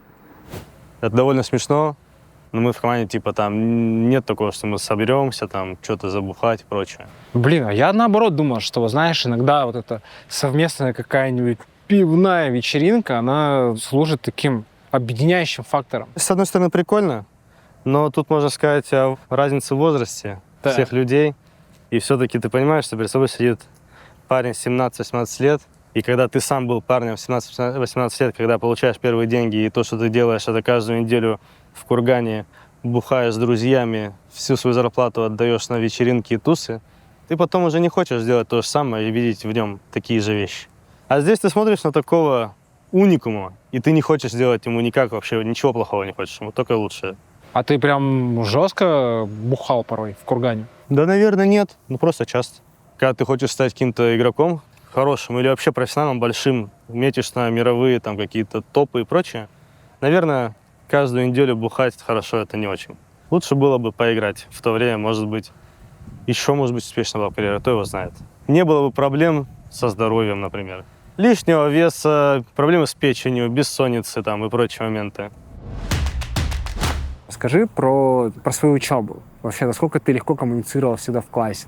Не было особо проблем, даже с учетом того, что я, допустим, у меня был всегда какой-то лишний вес, а как мы понимаем, что люди с лишним весом не особо любят в рамках общества. Я всегда оказывался в хороших компаниях. Я не особо могу вспомнить, что были какие-то плохие люди, которые могли на меня плохо повлиять. Просто в школе, если у тебя есть лишний вес, то ты автоматически становишься поводом для шуток. Тоже элемент удачи. Я думаю, до класса 5-6 можно было бы опиздиться просто чуваком, ну или просто, не знаю, повалить его, на него и сесть как бы. Если, чуть позже, то уже всем как-то пофиг и все нормально. Ты когда-нибудь комплексовал из-за того, что у тебя есть лишний вес? Да вроде пофиг. Единственный минус, допустим, который я помню, что было сложно штаны найти. В школу какие-нибудь такие, типа, большие. Нужно там было что-то куда-то там съездить, там что-то подшить. Компьютерные игры, они были таким своеобразным эскапизмом, то есть побегом от действительности да, для тебя? По-любому. Самое важное было это свобода, ощущение свободы, что я могу делать все, что угодно, и я не должен нести за это ответственность. Я там могу зайти, поговорить с людьми, с любыми, там, я могу побыть там один, типа, все такое, то есть могу это делать абсолютно в любое время, когда я захочу. Там, условно, в школе той же такой, допустим, свободы не было. Наверное, можно сказать, что я в детстве себя ощущал несколько одиноко, потому что я довольно был, типа, замкнутым человеком, закрытым. Ну, и до сих пор себя таким считаю. И на контакт с людьми мне было очень сложно идти. И особенно сильно это усугубилось после того, как я сменил школу. Во второй школе я пришел уже в коллектив, который сформировался, в которых есть уже какие-то группы. И, получается, я ни в какую группу не смог попасть, и мне просто, типа, пришлось одному быть. Ты просто был одиночкой? Были у тебя друзья школьные? Не, такого не было. Мне очень помогло то, что в первой школе была одноклассница, с которой я сидел за одной партой, и я с ней... Были как две белые вороны в классе, и все. И она перешла в мой класс, и это очень сильно помогло, и даже в некоторой мере типа спасло меня. Получается, первый человек, который заговорил со мной в новой школе, очень сильно облегчило. То есть, типа, и как-то через нее я смог выходить в контакты с другими людьми и так далее. Ты внук Рождественского. Наверняка ты с детства же самого был окружен какими-то серьезными, привилегированными, в том числе и творческими людьми. Когда там мне было там 5-6 лет, я еще совсем ничего не понимал. При этом в доме у дедушки все время приезжали политики, артисты. Самый ближайший друг дедушки — это был Кобзон. У тебя же все равно были достаточно такие страгловые моменты, в том числе и в детстве. Убийство дедушки. Ну да, по папиной линии. Ты узнал об этом из радио. Хорошо, что я был маленьким. Это был 98-й год, мне было 10 лет. Я не до конца понимал, что произошло. То есть это для меня это было, знаешь, как в фильме. Я сажусь в машину, и мы едем, и по радио говорят, что вчера вечером был убит Вадим Бирюков. И я такой, это, наверное, там совпадение. Потом начинают говорить какие-то факты, что я понимаю, что это у меня в семье. А у меня в машине в этот момент никто не реагирует. Просто все, типа, просто мы едем домой. И когда мы приехали, я уже увидел, что горе, тогда я понял. Твой, наверное, важнейший страгл — это кома. Давай расскажем эту историю. Это было в 2004 году. Я тогда подсел на страйкбол. Я много играл. Ну, естественно, сколько там, мне 18 лет. Не всегда одевал шлем, хотя мы играли на заброшенной какой-то фабрике. И там везде были люки. И обычно эти все люки закрыты. И вот в тот день один люк не закрыли. А я уже, как ты по привычке, когда ты знаешь все места, ты уже там бежишь, стреляешь. И вот я бегу вот так вот назад и проваливаюсь в этот люк, и, падая головой, вот так вот черканул сам люк, и все. У меня было перелом основания черепа, ушиб мозга. Мне повезло, что мне не стали делать трепанацию черепа, потому что у меня кровь вытекла из уха, там еще чего-то. Но глобально я попал в 15% по полной реабилитации после такой травмы. Возможно, у меня какие-то остались после этого проблемы, там типа я метеозависимым стал, голова болит, когда дождь начинается и так далее. Но в целом я живу полноценную жизнь. Я помню это как, что я захожу в этот страйкбол-клуб, потом у меня гаснет свет, и я в себя прихожу, лежа в койке в больнице. Долго там, в течение недели я в себя приходил, сразу терял сознание. Первый раз пошел в туалет там за 2 недели. По ходу я тоже стал терять сознание, меня поймали, я сразу же обосрался. Вот, за 2 недели там нормально накидало. Так потихоньку я восстановился. Когда меня выписали, и первый день, когда я вышел на улицу, я поехал в то место, где я упал, чтобы посмотреть. Чтобы не было, знаешь, такого в голове там страха или еще чего-то, каких-то люков. Ты как-то по-другому стал... К жизни относиться? Смерть я перестал бояться на тот момент. Понял, что она рядом к тебе подошла, постояла и ушла. Смерть и смерть. К жизни, тоже, наверное, более стал осмысленным, вдумчивым. Где-то 100% я стал добрее. Так выглядит рабочее место киберспортсмена профессионального. Стол икеевский, клавиатура логитечевская, моник Зуи. Он базовый для киберспортсмена, потому что самая лучшая матрица и цветовая гамма самая лучшая тоже. Так, можно я присяду да, на конечно. кресло? Во-первых, нет ручек. Для меня кайф. Мне неудобны ручки. Во-вторых, оно как-то сильно ездит. Вот так, для спины.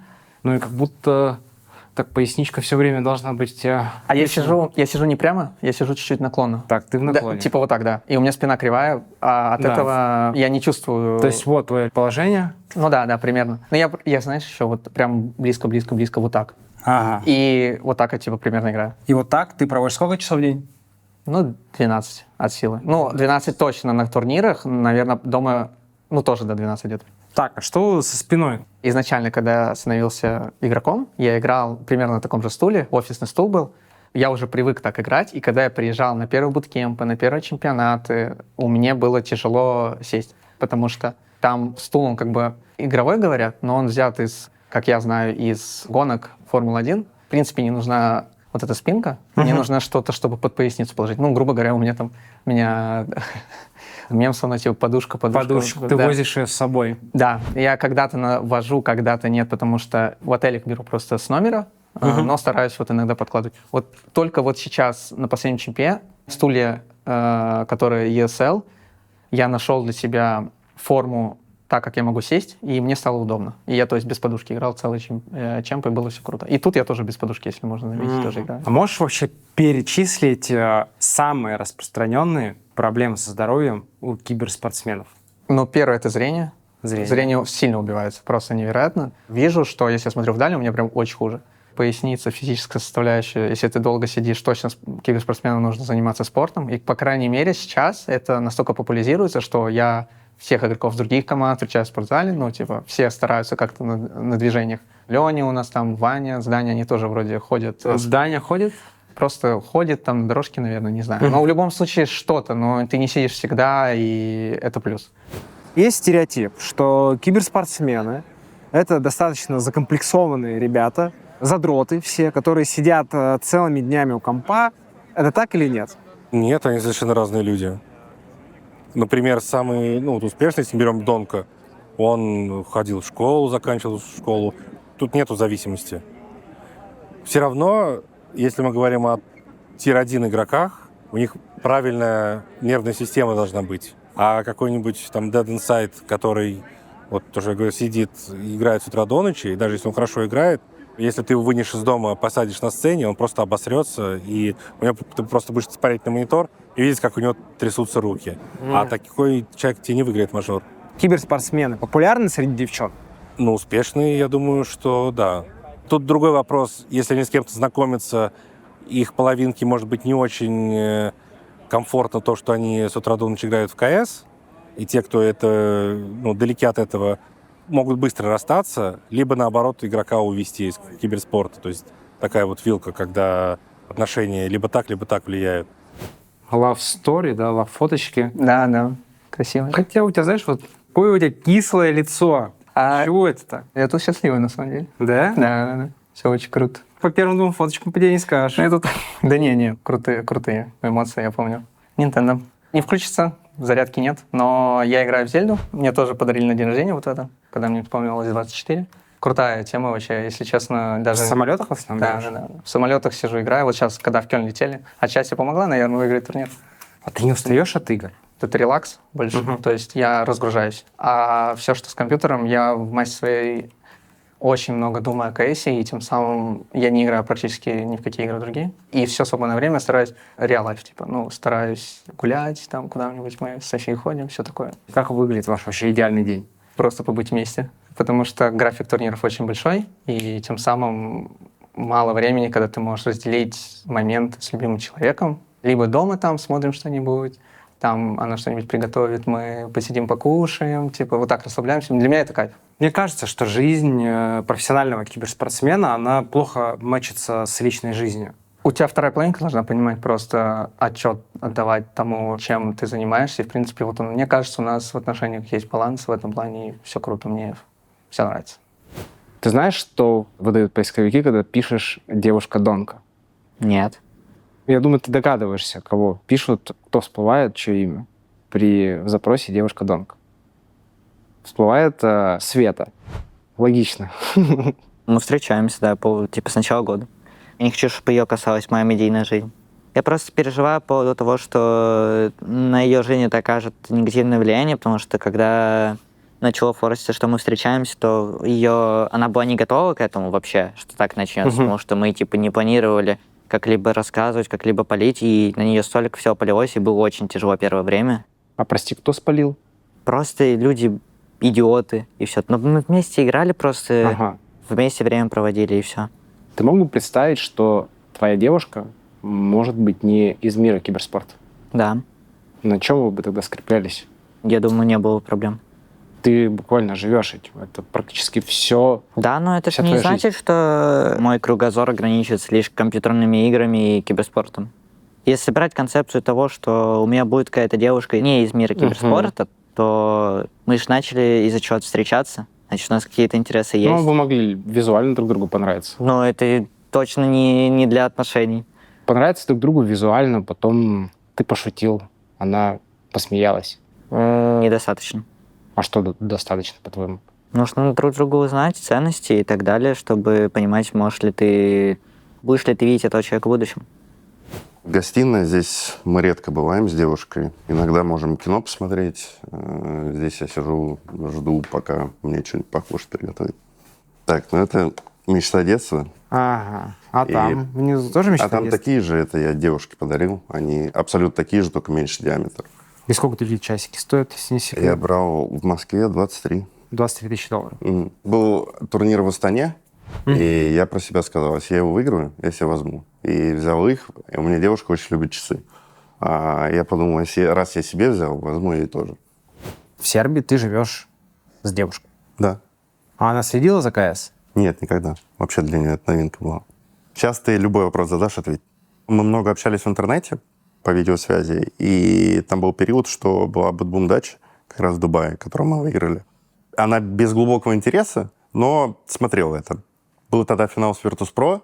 Мы перед матчем телефон сдаем. Никогда в истории КС с 0-2 команды B105 не отыгрывались на лан-турнирах, на крупных. У нас был 0-2. И я помню, я после второй карты беру так телефон, она пишет, нормально, все справишься, 3-2 выиграть. Я думаю, блядь, так выкинул, и мы 3-2 выиграем. Она говорит, ну я же говорил. Она быстро приняла решение о переезде? Нет, она много сомневалась, и у нее была работа в Москве, были налажены связи, к чему она долго шла. Она продюсер, то есть для нее это был болезненный переезд. И я сказал, что давай ты приедешь, посмотрим, как оно получится. Взял ей билет без обратного. Вот. Планировали, что через 20 дней, когда у меня будет турнир, она улетит. В итоге мы вместе. Вы познакомились в период какой-то кризисный для тебя? Я тогда, получается, расстался со своей бывшей женой. Сложно было принять, как резко изменилась моя жизнь. То есть я просыпаюсь, здесь не бегает сын и прочие моменты, а игрушки об этом всем напоминают. Я понимал, что это решение правильное, при этом первое время мне давалось сложно, но меня много Никита поддерживал. Повлиял ли твой переезд в Белград на то, что вы расстались с бывшей супругой? Я не буду рассказывать подробности, потому что считаю, что это неправильно, но я ей благодарен за опыт отношений, за то, что за прекрасного сына. И в целом наш фокус заострен только на том, чтобы наш ребенок развивался и отлично рос, проводил хорошее детство. При релокации, учитывая, что Роме тогда было несколько месяцев, конечно, это сложно. Организация помогла, перевезли ее сестру, за что ей огромное спасибо. Стало уже как-то посвободней. В любом случае, когда ты меняешь полностью свою жизнь, у тебя нет никакого досуга, близких и так далее, это все давило на них. Сколько сейчас сыну? 4 в декабре будет. Получается, растет не на твоих глазах. Да, это поначалу была особенно больная тема, потому что я понимал, что у меня не получится оказать такого влияния, которое я бы хотел на него. Но при этом я по итогу времени стараюсь все для этого делать. Сейчас я приезжаю, я его забираю, гуляем. Я знаю, как он меня сильно любит. Сейчас он уже неплохо разговаривает. Да, мы проводим время вместе, и я при любой возможности лечу в Москву. Как часто ты летаешь в Москву? Раз в 3 месяца, получается. Ну, не То часто. есть неделя-две. Да, потому что график такой, что я здесь редко нахожусь. По факту, когда встает выбор перед мужчиной карьера или семья иногда. Мы, мужчины, часто выбираем карьеру. Это правда. Разные люди живут для разного. То есть кто-то живет ради эмоций, кто-то ради карьеры, кто-то ради денег, кто-то ради окружения. Но если мы смотрим на то, что мне развиваться как личность, а тем самым я буду помогать сыну, в любом случае буду влиять на его воспитание, чаще видеться, у него будет лучше школа и так далее. Ну, понятно, что карьера. Что я буду делать? Я буду терять себя, а про себя нельзя забывать. Я там не мог зубы себе 10 лет сделать. Вот они болят, у меня есть возможность, я не делаю. Там. Сейчас виниры поставил, да? Сейчас поставил, да. Борис, люблю тебя. Видел? Осторожнее с этим, ребят. Тебя любят девчонки. Осторожнее, ребят, с этим. Никаких девчонок. Как, по-твоему, молодому игроку максимально развить карьеру? Вот какие ошибки он не должен совершать? Он не должен подписывать контракт с Virtus.pro. Ему не стоит спешить с тем, чтобы подписывать контракт с какой-либо из организаций, потому что есть вероятность того, что что-то у вас не попрет, и ты окажешься, допустим, на контракте на несколько лет с дорогим бояутом, и все. И тогда у тебя не будет возможности как бы тренироваться, развиваться, и в этом плане тебе нужно как бы более аккуратно смотреть на академии, в которые тебя зовут. Были примеры типа людей даже вот в СНГ, которые как бы подписывали контракт с какими-то организациями, поиграли там пару месяцев, посадили на бенч, и типа чуваки молодые, получают там несколько сотен баксов, допустим, да, зарплату, и у них дорогой байаут, их никто не может выкупить. Вместо того, чтобы вот это время, когда они молодые и, возможно, перспективные, они вместо того, чтобы играть, сидят вот там вот эта хуйня и играют в фейст просто. Второе. Нужно быть нормальным человеком просто. Не токсичным. Токсичность — это, знаешь, такая вещь, которая, я думаю, иногда уместна, но все-таки лучше избегать этого. И потому что это само по себе не несет как бы особой пользы. Все остальное уже очень сильно зависит от удачи. Отношения могут погубить игрока? Зависит от мальчика, который играет. Если у него есть голова на плечах, да, то это меньше будет влиять. Если у него меньше голова на плечах, да, то это может сильнее повлиять на него. И в целом, да, я думаю, что девушки отвлекают мальчиков от того, чтобы идти к мечте. Ты должен играть больше 10 часов в день, как минимум. Когда у тебя появляются какие-то отвлекающие факторы, рандомные абсолютно, это, типа, не даст тебе буста особого в игре. То есть, если ты прям мечтаешь о том, чтобы стать киберспортсменом, мечтаешь о том, чтобы играть пиздато, то тебе не надо отвлекаться ни на какую фигню. Давай поговорим про некие правила, которые ты вводишь, например, во время того, как команда находится на турнире. В Шанхае, насколько я знаю, что ты запрещал игрокам пить кофе до 3 часов дня. Да, в зависимости, в какое время матч, чтобы кофе пилось за 3 часа до матча. У нас есть ребята, кто пьет много кофе, допустим, Леня. У нас матч в 5 вечера, если он будет пить кофе с 9 утра, у него будет кофеиновая яма. Ну, просто к вечеру он будет мертв. Какой режим должен быть? В среднем это выглядит так, что отбой у нас с 11 до часу, а сбор у нас с 9 до 12. Если даже у нас матч 5 вечера, я их прошу, кто может, максимально досыпать. Поэтому я всегда корректирую под кого-то индивидуальный режим, а общий в целом он 8,5 часов на сон. Насколько я знаю, Виталити не могут заниматься сексом во время турнира. Мы не ездим на турниры со вторыми половинками. А почему? Как это вообще влияет? Если человек, твоя вторая половинка, приехала на турнир к тебе, она может так или иначе на тебя влиять, потому что ты подсознательно будешь думать, как устроить ее какие-то моменты. Возможно, с бытом какие-то вопросы, с перелетом, задержки рейса. И это так или иначе может отвлекать человека. Или вдруг в этот период времени у людей будут какие-то вопросы взаимоотношений. Они начнут их решать. Это уже речь не о работе. У нас есть фэмили-турниры, допустим, Астана таким был, куда можно приезжать родителям, девушкам и так далее. Так в целом мы против этого. Соответственно, секс из этого и вытекает. Рука? Но нет, типа, можно? Мне кажется, что футболистам нельзя даже. Ну, футболистам нельзя. Старая добрая дрочка им запрещена. Если проводить какую-то параллель, ну, я бы не рекомендовал это делать перед матчем, с утра, вечером, пожалуйста. Тестик раскладывается? Ну да. На игру, да, который может энергии вылиться. больше было. Какие-то еще есть установки, рекомендации? Может, там вот конкретно вот это есть нельзя? Чтобы не объедались за 2 часа до матча уже. Просто чтобы несварение не случилось, не дай бог. Ну да, чтобы ты тяжелый будешь играть. Допустим, если ты мясо какое-нибудь говядину поешь, тебе тяжело будет играть. А так клуб следит за здоровьем, постоянно чекапы, дает рекомендации, но за руку никто никого водить не будет. 2023 год. Ходили слухи, что тебя пытались захантить Виталити. Так и было. Почему не согласился?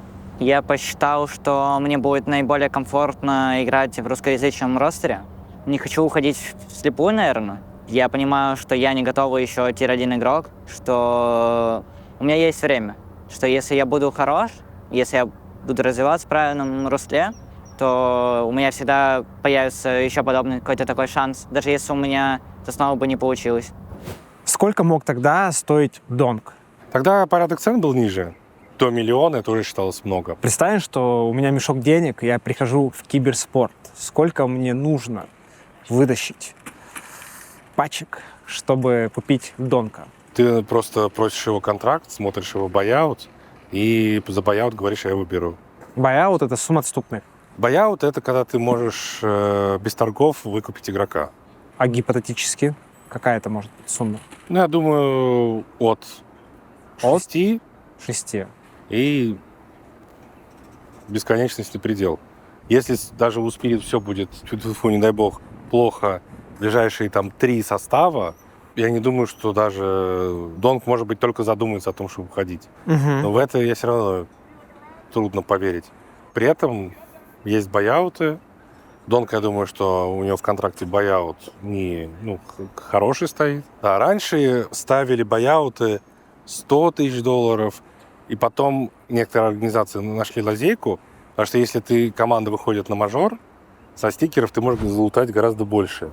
И вот было пару раз, когда команда выходила на мажор, какая-то организация узнавала, что там байауты каждого игрока по $100 000, это $500 000, а за стикеры ты приблизительно получишь там 1 миллион там, с чем-то.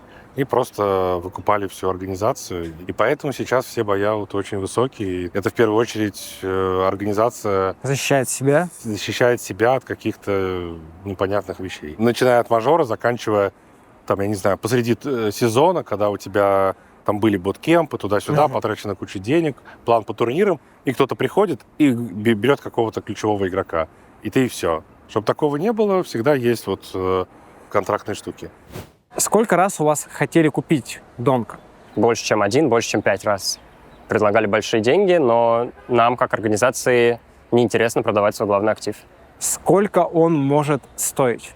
Я думаю, что точно больше $10 миллионов, и то мы бы не факт, что даже начали рассматривать такие предложения. Есть организация Heroic, не могу сказать, что они именно в академии воспитывают, но они берут игроков из организации еще меньше, доводят их до топа и потом перепродают. Они заработали больше $10 миллионов. Так. Если бы Донк играл в Heroic, они бы задумывались о том, что хотят его продать вообще в принципе. Team Spirit сейчас совершенно неинтересно продавать игроков. Мы не фабрика талантов на продажу, мы хотим претендовать на победу в каждом чемпионате, который мы посещаем. Представим, что трансфер совершается, и вы получаете 10 миллионов. На эти деньги возможно подписать игроков, которые бы полноценно заменили Даню? Невозможно взять какого-то игрока, поставить его на место на роли Донка, и чтобы он перформил так же. Это невозможно. Коллегиально, наверное, да. Как в фильме «Человек, который изменил все» с Брэдом Питтом. То есть у них там был главный, по-моему, питчер Джамби, которого они продали в начале сезона специально и заменили его коллегиально. Теоретически, возможно ли добиться того же, чего мы добились без Донка, но с другими игроками? В теории, наверное, да. Но хотим ли мы добиваться чего-то вообще без Донка? Наверное, нет. Он наш франчайз-плеер, он наш Майкл Джордан, Коби Брайант. Вот. Мы хотим, чтобы он всю жизнь играл в Team Spirit. Почему ты оценил Донка в 4 раза больше, чем Моноси? Получается, он в 4 раза лучше, чем Моноси? Нет, он не в 4 раза лучше, чем Моноси, но роль играет контракт, сколько денег, сколько лет осталось по контракту. Насколько я знаю, опять же, по слухам, у Моноси осталось полгода по контракту. Поэтому его продали за 2,5 миллиона. Если бы у него осталось там 3 года по контракту, это была бы совершенно другая сумма. Может быть, 10 миллионов, может быть, 20 миллионов. Тебя сравнивали с Моноси весь прошлый год. Да. Как ты считаешь, кто из вас круче, как киберспортсмен? Компания. Представь, что как в FIFA были бы карты, и вам бы давали какие-то там Я цифры. понимаю. Я думаю, посложнее геймплей будет, Ну, поактивнее. это такой сейчас очень гиковый ответ. Если Давай конкретный ответ. Но если конкретно, то я думаю, что я. У меня в геймплее просто гораздо больше опций, чем у него, и все. Что я могу и выйти первым, выйти там вторым, третьим, могу там доиграть клатч или еще что-то. Он специализируется на том, чтобы не создать ситуацию, а чтобы доиграть ее. Я думаю, что он лучше в плане доигровки ситуаций каких-либо, но в глобальном плане я думаю, что я немного лучше. Какой бы рейтинг был у тебя на карте? 99. Какой бы рейтинг был у него на карте? 98. Был бы у кого-нибудь 100? Ну, за его в прайме МБ, возможно. Потому 100? что, ну да. Хоть и у меня очень много пространства для фарма разной статистики, все равно есть вещи, на которых я не специализируюсь. Допустим, на клатчах каких-либо. А за его он буквально специализируется на всем. Какой рейтинг был бы у Симпла? Правильно, я думаю, 100. Потому что у него очень высокий пик, и там такие значения, которые просто недосягаемые сейчас. А сейчас? Сейчас, я думаю, 80. А у Нико? В прайме, я думаю, где-то 95, а сейчас, 90. Нужно составить идеальную команду, где будешь ты, но не будет ни одного твоего действующего тиммейта. Четверка я легко определился. Борис, я, Киосуки, Моноси. Капитан будет тяжело выбрать, если мы не можем брать Леню, который сейчас лучший капитан, очевидно, в СНГ. Пятым Магнажес на капитана.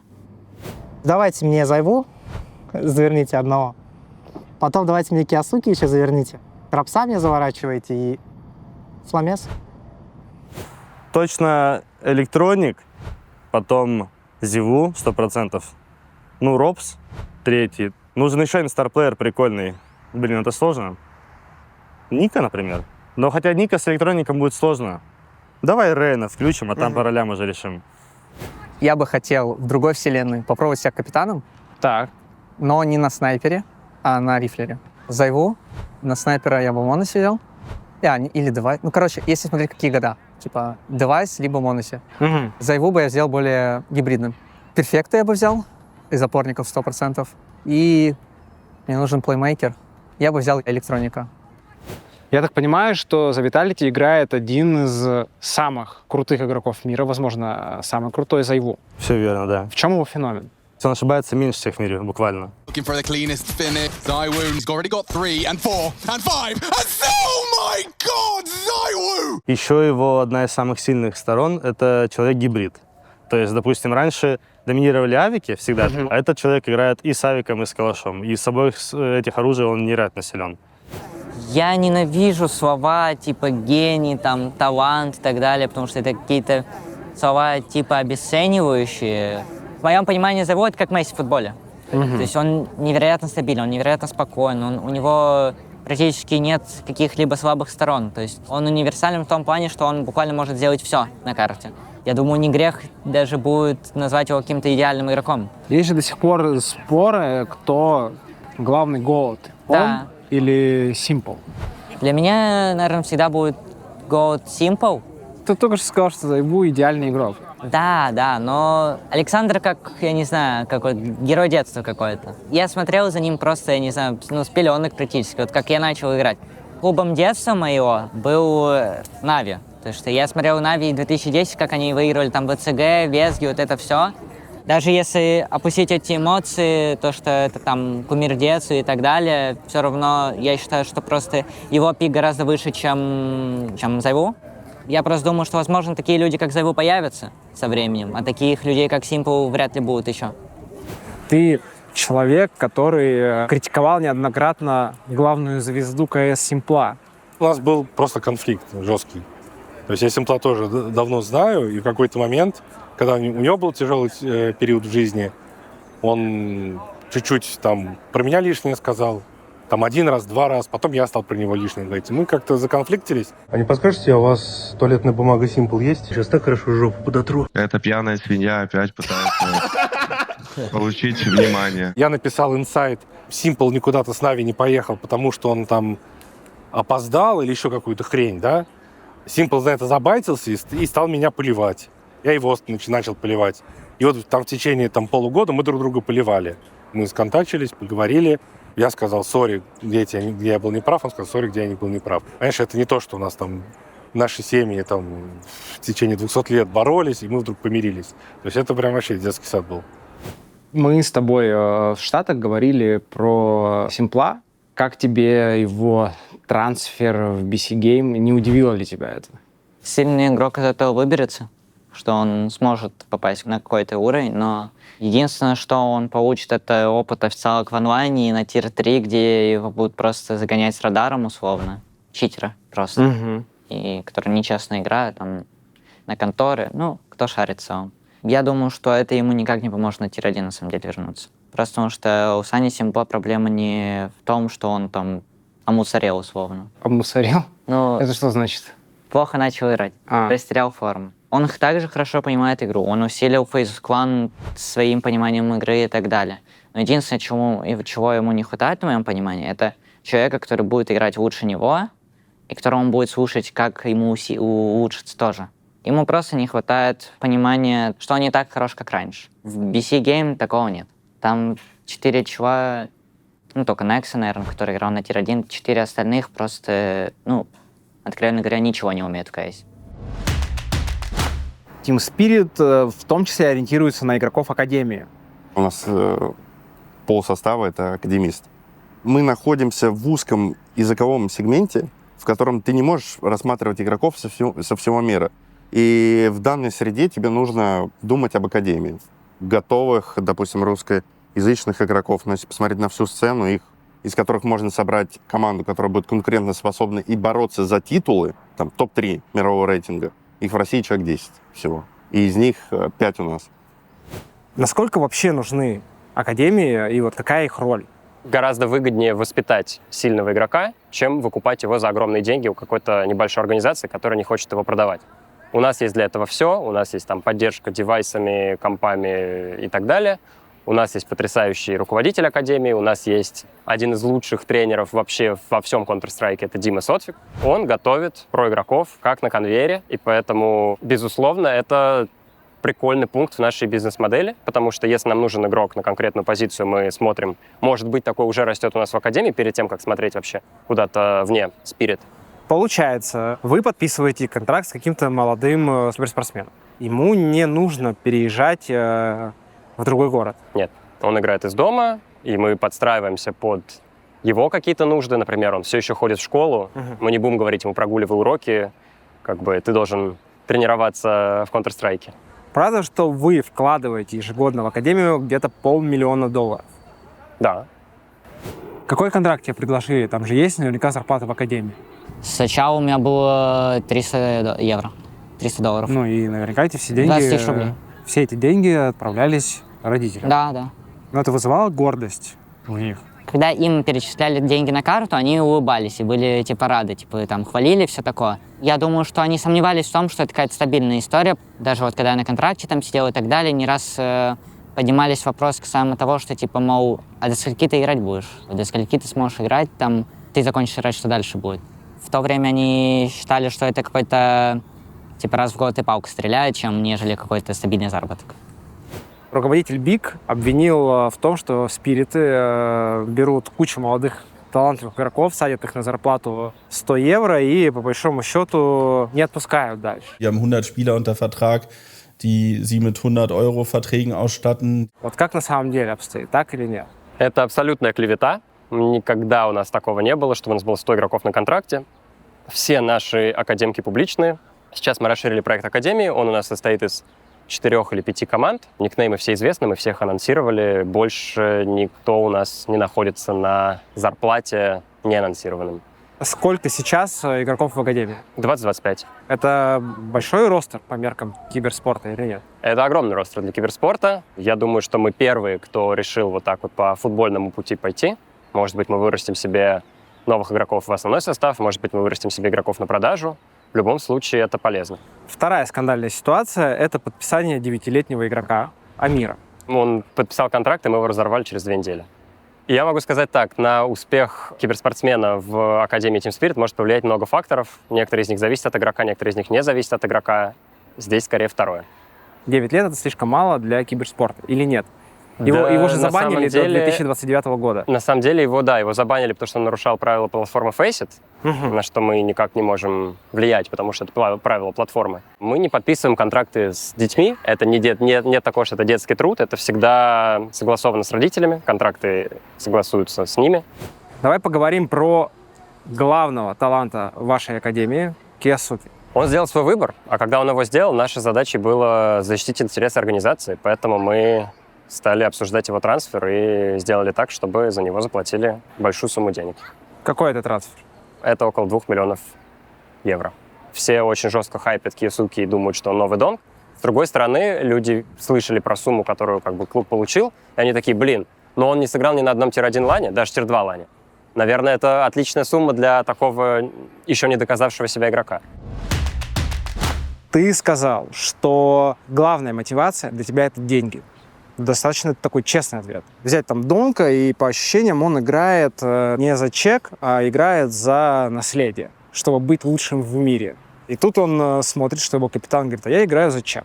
Слова и действия — разные вещи. Когда ты говоришь что-то там на камеру и прочее, это окей. Но главное, что я делаю внутри команды. То есть, если я внутри команды буду сидеть реально ради бабок, просто ничего не делать, то, конечно, мне кажется, у каждого появятся вопросы. Но если я также выкладываюсь, никак точно не делаю хуже, наверное, без разницы. Денег не будет много без побед в киберспорте. Поэтому, в принципе, ответ «деньги» — это включает в себя в то, что ты будешь побеждать. Какие считаются праймовые зарплаты в киберспорте? Вот я знаю, что в прайме, там, говорят, Falcons, там, Ника получает сотни в месяц. Если брать Никиту Чешира, он писал, что максимальный потолок зарплат — это $30 000. Я не могу говорить про конкретные суммы, но могу сказать так, что у нас контракты, как в некоторых футбольных клубах, построены на бонусной системе. Так. То есть, условно, у тебя есть базовая зарплата, которую ты получишь, как бы ты ни играл. Если ты играешь хорошо и выполняешь определенные условия, например, ты высоко в рейтинге Valve, или ты выиграл какой-то тир-1 турнир, у тебя идут надбавки. Ну, то есть бонусная система, как соответственно, в профессиональном если ты все надбавки себе получил, то я думаю, что сумма может доходить до той, которую озвучил Никита. Есть еще такие вещи, как зарплата не от Spirit. Это призовые из турниров, часть из которых получают все игроки. Это стикеры, которые составляют огромную сумму, которую тоже получают игроки. Соответственно, реальная зарплата, пожалуй, у ребят побольше, но базовая зарплата Spirit, она основана на бонусах. Больше всего про игроки получают за какие-либо личную рекламу, личные бренды и личное какое-либо спонсорство. То есть ты заключаешь напрямую с каким-либо брендом партнерство. Лично ты как игрок, а не твоя организация. Это, наверное, самый большой процент заработка. Я могу вспомнить, наверное, только пока что 2 такие коллаборации. Simple с AMD и Ника сейчас с Razer. У Ника, насколько я помню, несколько партнерств у него есть. То есть он коллаборирует со стульями, он коллаборирует с Razer. Это если брать ежемесячно, но, допустим, условно, стикеры чемпионские всегда будет больше. Ты проходишь на мажор, твоя наклейка именная появляется в игре. Ага. За каждую покупку этой капсулы ты получаешь процент в свой карман. А капсулы всегда такие рандомные? Нет, ты знаешь, какие игроки, но ты не знаешь, кто выпадет. За каждое открытие тебе падает процент. Вот это, наверное, самые большие суммы, которые получает любой игрок, который попадает на мейджоры. Даже ты не медийный, даже если ты просто прошел на мейджор, ты получаешь большую сумму. Я правильно понимаю, что зарплаты прям главных звезд в индустрии игроков — это сотни тысяч долларов в месяц? Нет. Меньше? Да. У 2, у 3, может, 5, но я не думаю, что прям это много. Ну, понятно, суперзвезд мало. И так. Именно сотни тысяч не сказал бы, наверное. Какая история меня недавно улыбнула, что Киосуки проиграл 80 тысяч рублей Бэби Мело камень, ножницы, бумага. А ты можешь представить, что так же сыграл бы на такую сумму?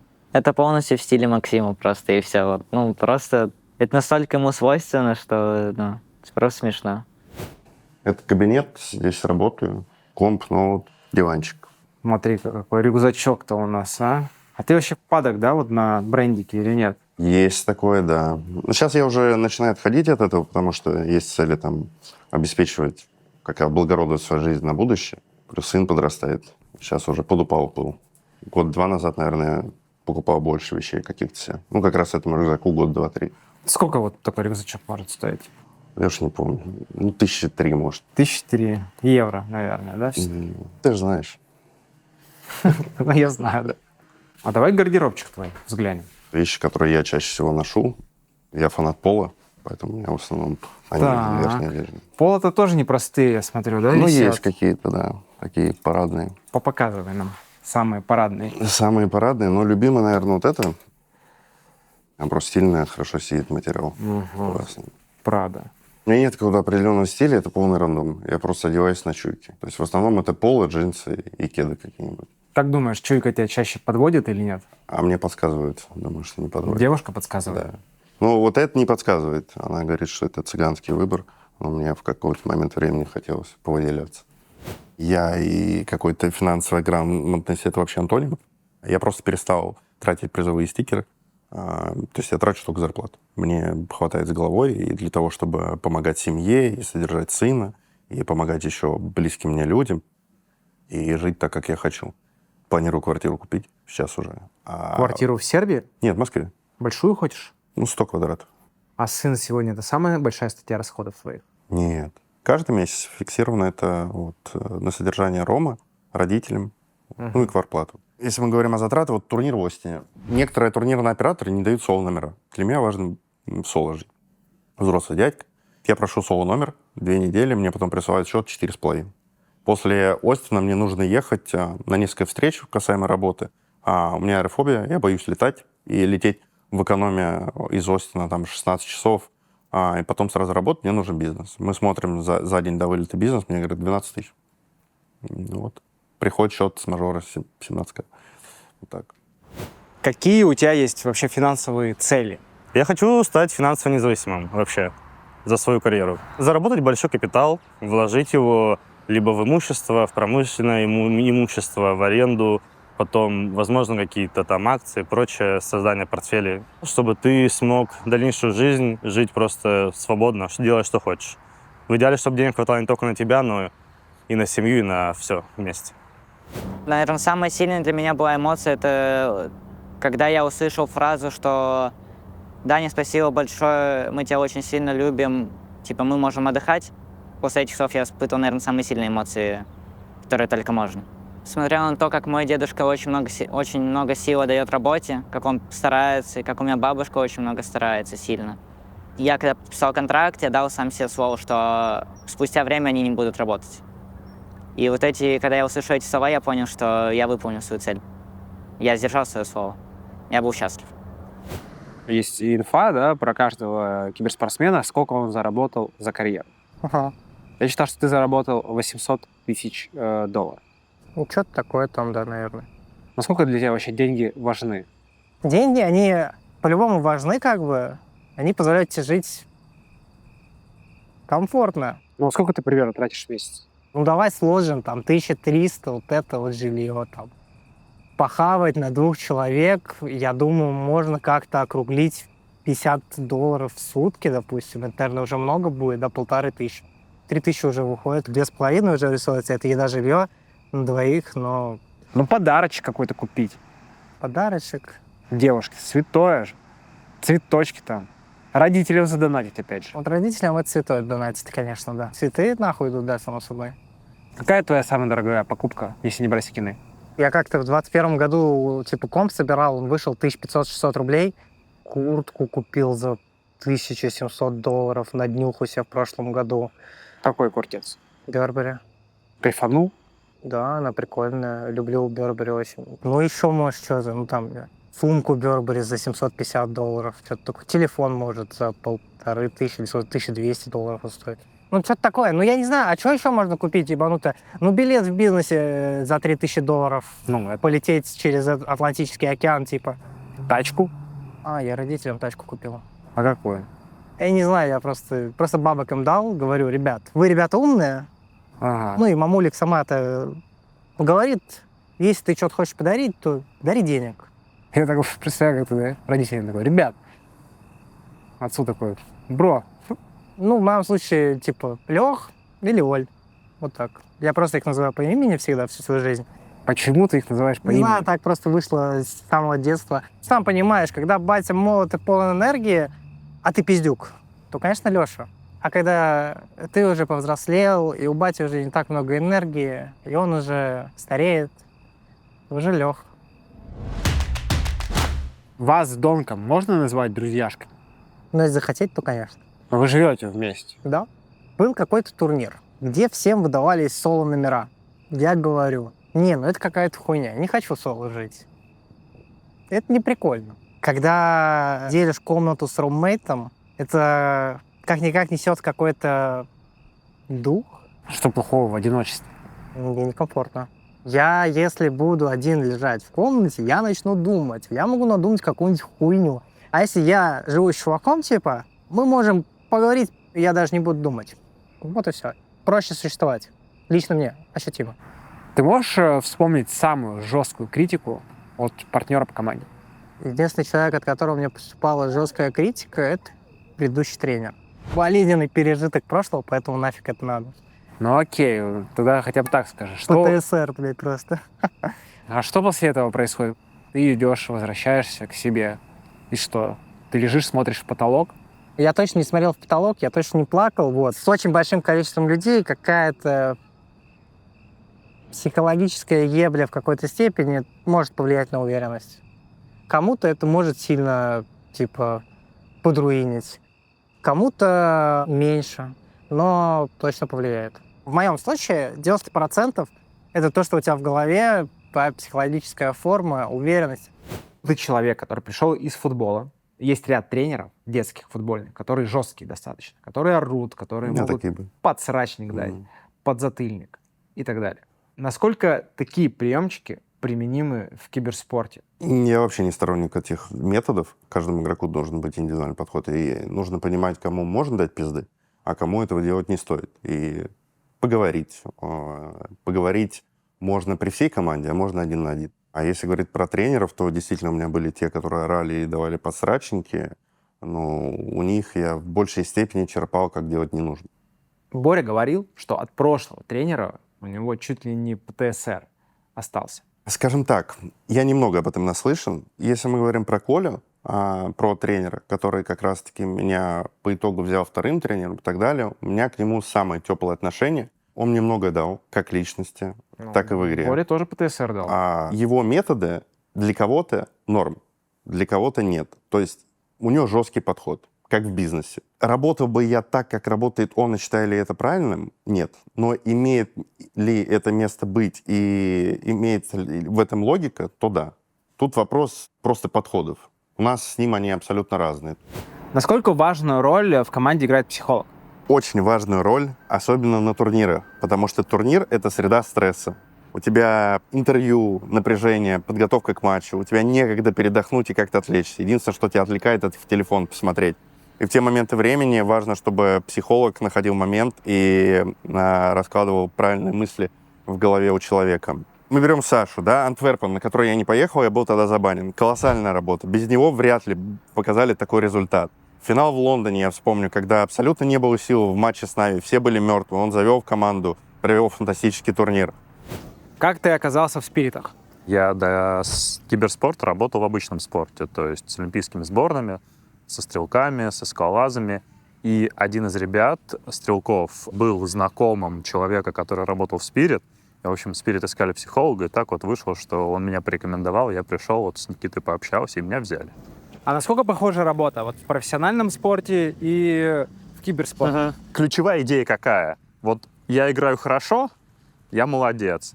А вот когда я играю плохо, я не понимаю, почему я играю плохо. То есть неважно, там, стреляю, играю, лазаю, что угодно. Если это не болезнь, не травма, не объективные факторы, там, не знаю, плохой интернет, например, или что-то такое, то, скорее всего, это вопрос мой. То есть как спортивного психолога.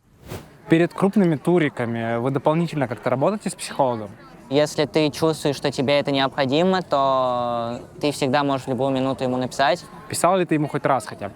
У меня был жуткий индивидуальный спад. Просто даже я не могу объяснить, почему. С моим индивидуальным спадом у нас начался командный спад. Это был как снежный ком. Команда — это все-таки механизм, который состоит из каких бы то ни было шестеренок. Если одна шестеренка в хорошем состоянии, то и все остальные будет проще починить. Почему у тебя начался спад в тот момент? Это просто замкнутый круг. Ты боишься сделать ошибку, ты ее совершаешь всегда. Ну, вообще, как только эта мысль появляется о том, что ты боишься что-либо делать, ты уже ошибся, как правило. Ты боишься ошибиться не из-за самого факта, что ты ошибешься, а из-за последствий, которые будут после этого. Что тебя уже не будут считать номером один? Что ты, наверное, покажешься людям не таким хорошим игроком, каким ты являешься, наверное. А какой необычный запрос ты получал, не называя имен? Для меня, на самом деле, любой личностный запрос является необычным, потому что я все-таки спортивный психолог, а не психотерапевт классический. То есть поэтому такие вещи я стараюсь не обсуждать. Но иногда бывает, что ребята прям настаивают достаточно сильно. Я вот подметил факт, что ты клаустрофоб. Да, это правда. Когда мы были с женой на отдыхе в Таиланде, в парке развлечений, там такой интересный был аттракцион, молот высокий, и по кругу у тебя места, тебя прижимают полностью, прям тебе некомфортно сидеть. Чтобы ты не вылетел. Да, чтобы я не вылетел. И я вот могу сделать только вот так, наверное, знаешь, типа 60 градусов посмотреть. А мне нужно, чтобы я все мог, чтобы я мог спокойно освободиться. И вот я сел, мы с женой вместе, мы общались, все хорошо, мы прокатились, очень крутой аттракцион, мне понравилось. Я говорю, я пойду еще раз, мне очень понравилось. Я сел в этот аттракцион, меня застегнули, я сижу полминуты, все готовятся как бы к старту. И вдруг у меня начинается вот реально чуть ли не паничка от того, что тебе неудобно, тебе надо поговорить. Вокруг детские смехи. Я сижу, просто я прям потерялся, мне прям плохо. Но я начинаю прям кричать, типа, помогите мне. Прибегает чел, освобождает меня, знаешь, я такой, со стыдом ухожу оттуда. Но я понимаю, что да лучше я уйду, чем я сейчас, мне реально плохо. Такие же моменты были, знаешь, мы пошли с другом кататься на картинге, и я впервые в жизни надел на себя шлем. И я не знал, как его снять. И вот представляешь, я вот со шлемом стою на голове, и мне все давит, меня не хватает, начинает воздуха, и я начинаю паниковать. А я еще большой, и я просто разъяренными глазами реально, как бык, бегу на типа, кричу, говорю, покажи, как снять, мне плохо, и у меня прям реально паничка с этого. Я снял, он мне показал, я одеваю еще раз, и такой, все, я знаю, как снять, окей, все хорошо. Ты прорабатываешь свои панические атаки с психологом вашим? Нет. Я с нашим сейчас, с психологом Сашей, я работаю лично очень мало. И он мне очень много помог на старте моей карьеры, когда я пришел с большими сомнениями из команды Вега. Я работал с личным психоаналитиком прошлый год, полгода и чуть-чуть даже больше. С ним я такие именно страхи ничего не прорабатывал, я прорабатывал именно вообще отношение свое к жизни. Как радоваться жизни, как не думать, что все плохо всегда и прочее. А у тебя был, да, такой момент? Ну, конечно, всегда. Знаешь, я базовый русский человек, который не ценит то, что у него есть. Были еще отборочные на мейджоры, они проходили тоже в Китае. И потом перед стадией, перед плей-офф, у меня, вероятно, ковид, нет запахов, кости ломит 38, 39, я лежу, подыхаю. У Лени то же самое. У нас начинает Даня хворать. Мы проигрываем первый матч 13-3. Уже появляется мысль на фоне болезни, что, возможно, не в этот раз. Но мы выходим 3-1. Когда мы вышли 3-1, я помню этот матч с Heroic, мы играли. У меня была температура под 39, и я просто ходил, умирал. Но в моменте матча у меня просто так весь в игру. Но после этого матча, когда я пришел, у меня было первый раз я с паничкой. Мне было так хуево. Я не знал, как найти себе место. А как это проявлялось? У меня сердце выпрыгивало, параноидальные мысли. То есть мне кажется, что все идет не так, как я хочу. Дикие какие-то в голову лезет, что сейчас дверь откроется, тебя там зарежут. Такое в голове начало появляться. И после Шанхая это оставило свой след. Я 2 месяца обследовался и восстанавливал иммунитет, потому что он просел. Меня можно было чихнуть, я заболею. Мой врач созвонился с Никитой. То есть он говорил, похоже на рак. То есть вот такие вещи говорили, да. Мне полный чекап вообще делали, но в итоге все нормально. Можешь сказать, вот, может быть, не называя имен, какие конкретно проблемы тебе удавалось решать в период твоей работы? Самое очевидное — это вопрос концентрации внимания. Сел и 20-30 минут потренировал свое внимание, свою концентрацию, свою переключаемость, не думать, условно говоря, о розовом слоне, там, о каком-то, а именно фокусить на том, на чем вот тебе важно сейчас. Мы говорим про большой какой-то киберспорт, да, там, про обычный спорт, если тоже. А как бы ставки очень высоки. Можешь, конечно, сесть там в финале турнира и говорить, да пофиг, там, сейчас это катнем, сейчас просто в кайф поиграем. Но это не всегда получается. То есть ты понимаешь, что это не только там твоя ответственность, это и команда на тебя смотрит, и организация на тебя смотрит, и фанаты, и все. И ты такой, блин, да как так-то вот? Как же я вот здесь такой? Вот условно, знаешь, поставь сейчас мужика, тут 2-метрового сбитый, он будет стоять вот так вот, и на тебя там злобно смотреть, да? Как бы ты там не был хорош вот в том, чем ты сейчас занимаешься, скорее всего, тебе будет некомфортно немножко. То есть примерно такая же история. Вот эти дистракторы, как ни крути, они очень сильны, и справиться с ними, не очень легко. В данном случае зал, арена, давление зрителей, которые особенно болеют против тебя, это вот тот самый мужик сбитый. Мужик, на самом деле, сбитый, это не сама по себе арена, не сами зрители, а то, как ты это воспринимаешь.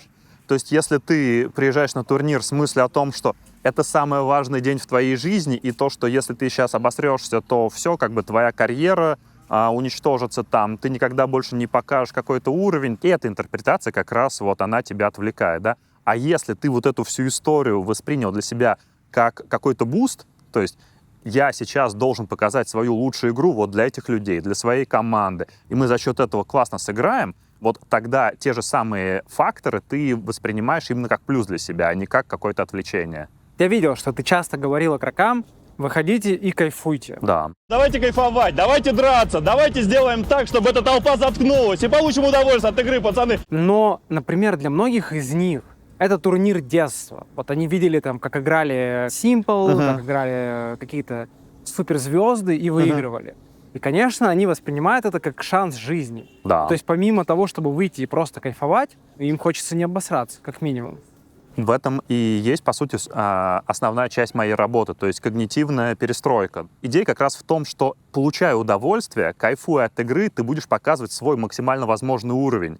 То есть, если ты будешь напрягаться, если ты будешь прям вот так вот играть, то, скорее всего, ты будешь просто играть хуже. То есть, ты будешь медленнее наводиться, ты будешь хуже общаться, ты будешь думать вообще не о том, не слышать там тиммейтов и так далее, и так далее, и так далее. То есть, идея именно в том, чтобы расслабиться, чтобы найти свое оптимальное какое-то состояние, то есть, немножко расчилить, понять, что, наслаждаясь игрой, наслаждаясь процессом, делая то, что ты делал там, когда только-только начинал играть в Counter-Strike, когда просто там с друзьями, с парнями там знакомыми ходил в клуб, кайфовал, то есть тогда ты показывал свою лучшую игру. То есть и сейчас именно в этом ментальном состоянии, именно при таком отношении, то есть твой перформанс будет наивысший.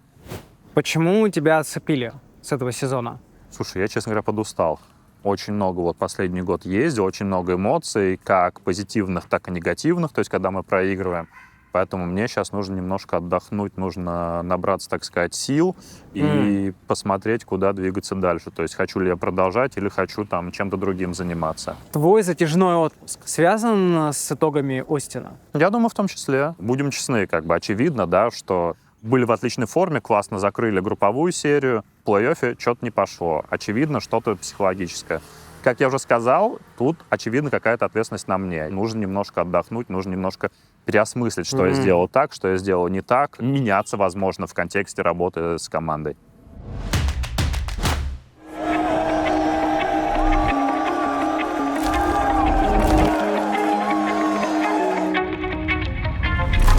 Пацаны прямо сейчас разбираются. Посмотрим, насколько это сегодня будет жарковато. А вот так выглядит у нас главный, мать его, приз. Ой-ой-ой-ой-ой. You ready? Yes. Welcome to the Blast TV Major here in Austin, Texas.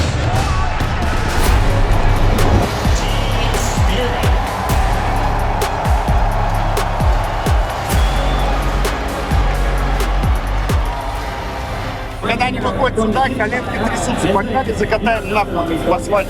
Вперед, драконы! Are you ready to meet your contenders? Slow burn, and here we go. This is what we want. The bloodbath about to begin with the wide swing. He's trying to slide up.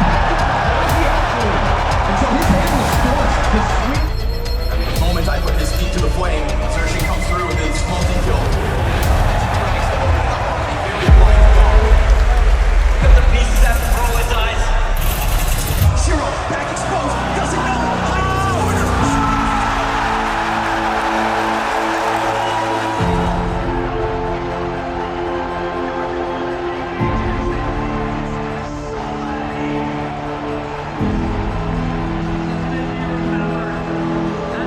They're not making great decisions today. A lot of just bad decisions, and I think not enough confidence for some players. В какой момент в Остине ты понял, что вы полетите домой? И ехали туда не с четким пониманием, насколько мы сейчас сильны. Если брать за скобки Vitality. То есть они — это отдельный тир, в моем понимании. 2 месяца назад были. Получается, в самом Остине мы вышли из группы 3-0. Довольно уверенно, у нас были хорошие оппоненты. И дальше история с тем, что у нас 4 или 5 выходных дней. И как сейчас, по моему опыту, мне кажется, 3-0 выходить на таком турнире — это менее продуктивно в итоге, чем если бы ты вышел 3-1, 3-2, потому что у тебя больше практики, и ты не выпадаешь из турнирного режима. Тебе практически не с кем практиковаться, потому что американские команды, они ниже уровнем, а те, кто еще остался на турнире, они с тобой играть не хотят. И у тебя остается сухое время на теорию и на индивидуальную игру. То есть форма теряется? Форма теряется, да. И чувствовалось это уже, когда мы играли четвертьфинал, что мы играем не так, как играли во время группы. И до последнего было вероощущение, что это наш матч, и мы выйдем в полуфинал. Поэтому не было такого момента. Было разочарование, что конкретный матчап мы проиграли. В какой момент ты осознал, что в полуфинал вы не выйдете? Мы играли третью карту Нюк. Выиграли очень много ЗКТ, кстати, сколько мы обычно не брали против Маузов в течение там полугодия. Перейдя за теров, я думал, что, сейчас мы как-то их, дотыкаем. Что-то мы какие-то абсурдные ситуации многократно. Один раунд мне просто в память въелся. Я выбегал с будки, я убил одного, меня разменяли, И я помню, я смотрю 3 в 3, ситуация просто Какая простая, очень простая. Выходит один чувак в смокмейне, Мирослав его убивает только после того, как он убил Леню, который бомбу ставил. Кто-то где-то еще пизду получает, и по итогу Джемхат с 9 убивает 3 с МП-9, и в этот момент я думаю, ебать. А в этот же момент ты понимаешь, что ты в команде. Все.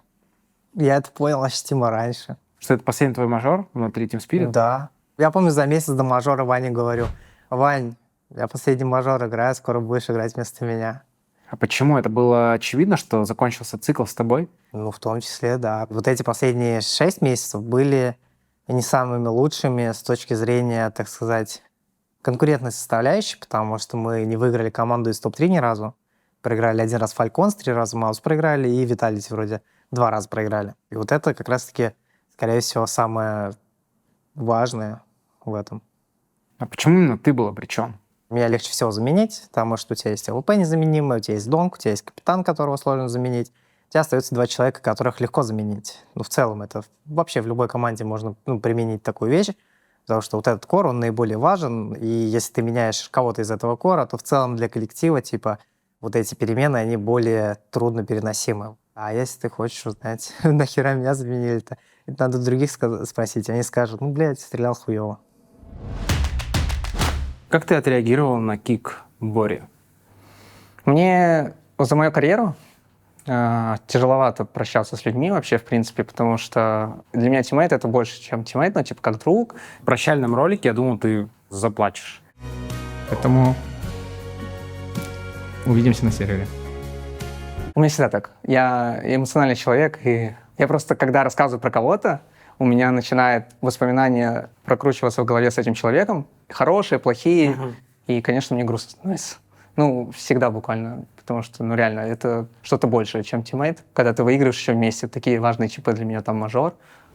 Ты летишь в Томск к родителям в гости, и уже в Томске ты узнаешь, что в команде будут изменения. Да.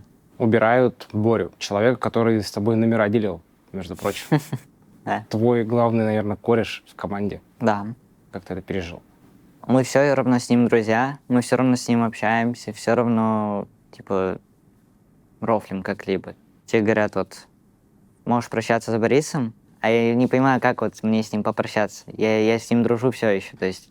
И для меня это было настолько в новинку, что я немножко растерялся. Он же не умер, он все еще мой друг, все еще в моей карьере это мой лучший тиммейт. Я написал пост в ТГ во время анонса, и перед анонсом я ему написал в личку, что я Боречку люблю. Борис справлялся хорошо.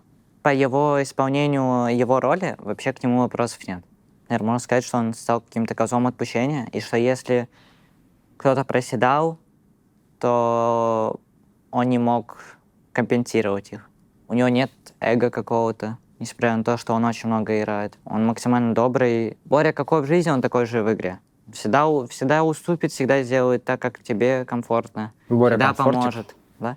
Я его считаю своим лучшим тиммейтом, с которым я играл в карьере. А почему это лучший тиммейт? Он очень сильно повлиял на меня, как на личность. А как он на тебя конкретно повлиял? Я думаю, что я захотел стать человеком, похожим на него. Более раскрепощенным? Раскрепощенным, открытым, добрым. Борис просто может всегда поднять настроение, всегда. Это у него такая харизма классная, просто неповторимая. Как ты узнал о кике? Ты же в это время сидел с овердрайвом и ел бургер.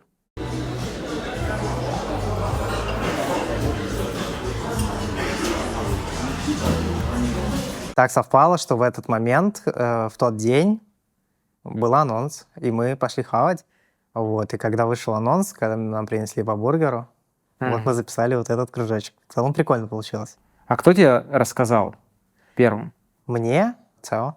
Типа, ты, братышка, что, выставлен на трансфер, что-то там. Вот через неделю примерно анонс.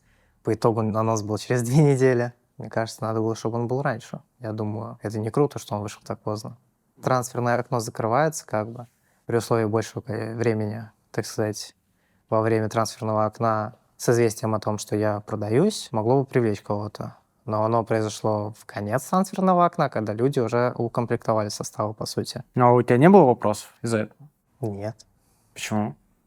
Если ты умеешь на кнопки нажимать, ты все равно будешь уметь нажимать на кнопки. Это понятно. В интернет-практике, да. С своего экрана ты можешь не терять форму, ты можешь ее держать как-то. Но с глаз типа рынка ты очень сильно теряешь свою ценность при любом инактиве вообще длительном. Вот даже если ты типа на бенча. Люди предпочтут человека с практикой какой-то, чем человека, который как бы хуй знает, что делал вот эти полгода.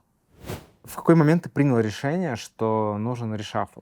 Мы об этом думали даже после победы на мейджоре. В некоторых аспектах мы перепробовали много разных подходов, но это не приносило свои плоды. Плюс появился монстр как Vitality. В финале в Шанхае Боря был неплох. Это одно из самых ярчайших моих ощущений за всю мою карьеру. Тогда перед плей-оффом мы стояли с Владиком, с менеджером. Он мне такой говорит, ну, а представляешь, сейчас Боря зайдет и на сленге, допустим, футбольном в каждом матче по 2, по 3 отгрузит. Я говорю, ну, было бы прикольно. И в итоге Боря, начиная с полуфинала, с Маус закрывает чуть ли не в соло, и финал практически такой же. И мы с Владом вышли, просто улыбнулись, думаю, ну, сбывается. Это был удивительный момент. То есть Боря самую лучшую игру свою за всю жизнь показал в этих 2 матчах. Ты кайфовал от своей роли в команде? Скорее нет, чем да. Вот можешь объяснить для нубов, чем конкретно тебя не устраивала твоя роль в команде? Как бы ты ее охарактеризовал? Саппорт, блядь. Саппорт звезд? Ну, типа такого, да. Я точно не игрок, который будет тебе на первом плане игры ебашить и тащить, потому что я уже не верю в себя настолько в прошествии нескольких лет. А ты утратил эту веру? Да. Вот ты же выдавал перформанс в Шанхае. Ну, это единоразовая акция. То есть я думаю, такое бывает, что у людей со временем уровень конфиденса может оказаться ниже. Мне кажется, просто в других коллективах, допустим, которые достаточно сильные, нет такого явного прям распределения, уклона, типа... Там более ровно люди играют все. Ты не можешь играть ровно с Донком, вот, но все равно. А расскажи, почему вы выбрали именно Ваню? В шорт-листе было около 3-4 игроков, и до Остина я занимался тем, что собирал собирательное мнение о ребятах, которые нам интересны. Плюс ко всему смотрел много демок. Ваня, с учетом его резкого роста, то есть он начал играть в немиге, и за год скорость принятия решений у него быстрее, гранат стало больше, углы лучше чувствует, лучше играет клатч. Ты понимаешь, что человек за год набрал. Когда человеку 17 лет, он быстро рос. Вероятно, степень его обучаемости, она высокая. И тебе, если ты будешь все делать правильно, и это совпадет с его желаниями, ты сможешь из него сделать того, кто требуется команде. Почему Борю заменили именно на Звейха? Сейчас эра суперигроков. Донг, Моноси, Киосуки, Ника, Зайву, Робс. Они механически очень сильные. Каким бы ты опытным и понимающим не был, все решает Маус один. Убил, соответственно, ты выиграл раунд. Команде иногда было тяжело, когда у Бори были не его дни. Понятное дело, что Боря из топ-10 и ниже, он бы закрывал без шансов. Но главная проблема была Бори, у него не хватало стабильности. И он очень сильно проседал. Это не просто по цифрам, а именно по своей игре. И Звейх — это как раз тот игрок, который, естественно, там он не такой опытный, как Боря, но он за счет того, что он очень хорошо наводится, и он спокойно на заходе может забрать 1-2 врагов, он как раз вот это добавляет. Звейх должен был раньше оказаться в Spirit, в начале 24 года. Я его не то что нашел, то есть он уже неплохо играл, там где-то про него говорили. Вот, я его позвал на тест, мне он понравился, я его отправил на тест в Spirit Academy. Была фишка в том, что у него стакались роли с Киосуки, и он Сотвику не подошел по ролям. Почему вы решились не на одну замену, а сразу на 2? Это достаточно большой риск, тот, на который мы идем, с 2 заменами. Потому что 1 замена, она напрашивалась, 2 замены — это уже нужно будет немного перестраивать игру, интегрировать нового игрока, и посмотрим, как оно получится. Почему эти 2 замены произошли не единовременно? Я думаю, что в идеальном мире это должно было произойти в один момент, но мы живем не в идеальном мире, всегда могут вступить в силу такие факторы, как контракты, как байауты, как желание организации продавать или не продавать игрока, как желание игрока присоединяться сейчас или потом.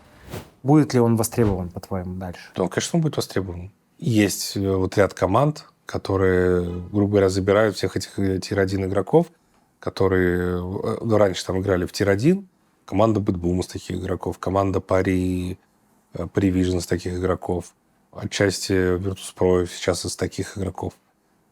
И понятно, что Боря, он, если взять вот эти все команды, он там никому не уступает. Боря вообще выживал в Spirit, ну, в плане по кику, очень много раз. Пережил там 4 или 5 составов. И даже в позапрошлом, когда вот Донг пришел, должен был оставаться Сирень Паша. Ага. И вот в последний день тогда вот Хали подумал, что с Борей коммуникация в команде лучше. Как будто смазка какая-то между игроками, они больше как команда. Потому что Паша лучше стреляет, стабильнее, больше набивает, там хорошо играет, но у него коммуникация вот с теми, кто пришел, там, Зонтикс, Донг, у него гораздо хуже. Хотя он набивал там в каждом праке там, в 2 раза больше, чем Боря. У тебя есть какие-то реальные варианты не просидеть полгода просто дома? Я думаю, такая вероятность есть, но тут нужно понимать, что, возможно, какие-то более прикольные варианты могут обрисоваться после мажора. Угу. Потому что там будет новое трансферное окно. Но это такая лотерея. То есть ты типа, либо ты идешь как бы сейчас и сразу, и у тебя остается какая-то практика, да, и ты оказываешься в каком-то коллективе, вот, который может быть менее интересен. Но, с другой стороны, ты можешь оказаться через полгода в каком-то более крутом коллективе, но шанс туда, то, что ты попадешь с учетом того, что ты на полгода пропал с радаров, он понижается значительно. А ты к чему склоняешься? На что поставить? На белое или на черное? Белое сухое. Белое сухое? Уважение. Как ты оцениваешь своего сменщика? В целом, типа, если просто по игровым параметрам, то он хороший игрок. И тут, типа, единственный вопрос, который будет влиять на его перформанс и, следовательно, на перформанс коллектива, вот, это то, чем ему предстоит заниматься, да, и будет ли как-то изменен стилистический геймплей. В целом, наверное, то же самое, по сути. Что то же самое? Что и ты? Ну да. Ну и не Киосуки. Никто не может быть как Киосуки. По влиянию? Да. Прям никто-никто? Аура. У него есть аура просто. А что такое аура? Это надо чувствовать просто. Просто смотришь на Киосуки и понимаешь.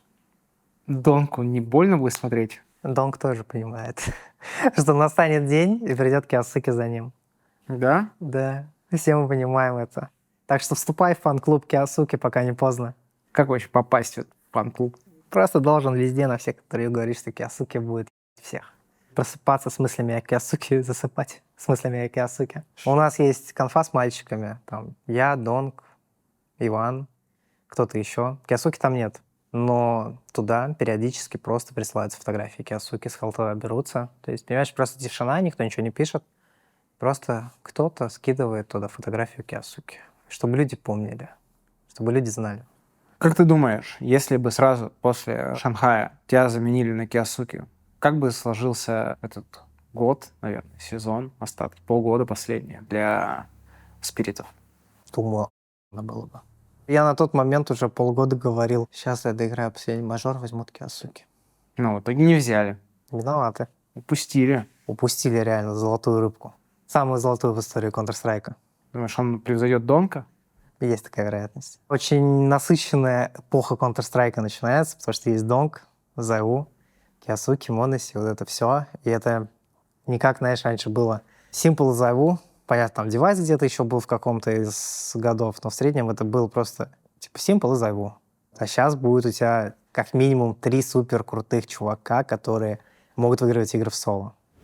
Я летел из Шанхая, мне позвонил Никита, сказал о том, что Falcons охотится за Максимом, что с ними общался игрок из Falcons, что он его пытается убедить в том, что перейти к ним. Я из Шанхая прилетаю в Белград и еду тут же смотреть демозаписи, войсы, полностью изучать Максима и начинаю понимать, что этого игрока терять нельзя. Я с ним созваниваюсь, мы все с ним обсуждаем, ударили по рукам, а он должен был к нам переходить летом.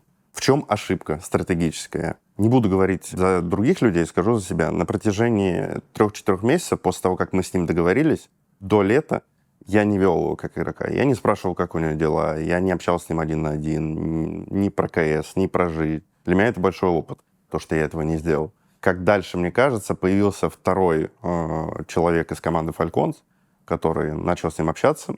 Нико? Нет, другой. Моноси? Первый Ника был, да. Думаю, что второй Моноси. И примерно я могу предположить, как складывался их диалог. Что они неправильно играют, ты будешь играть в тени Донка, что мы знаем, как выигрывать, тебе нужно идти к нам.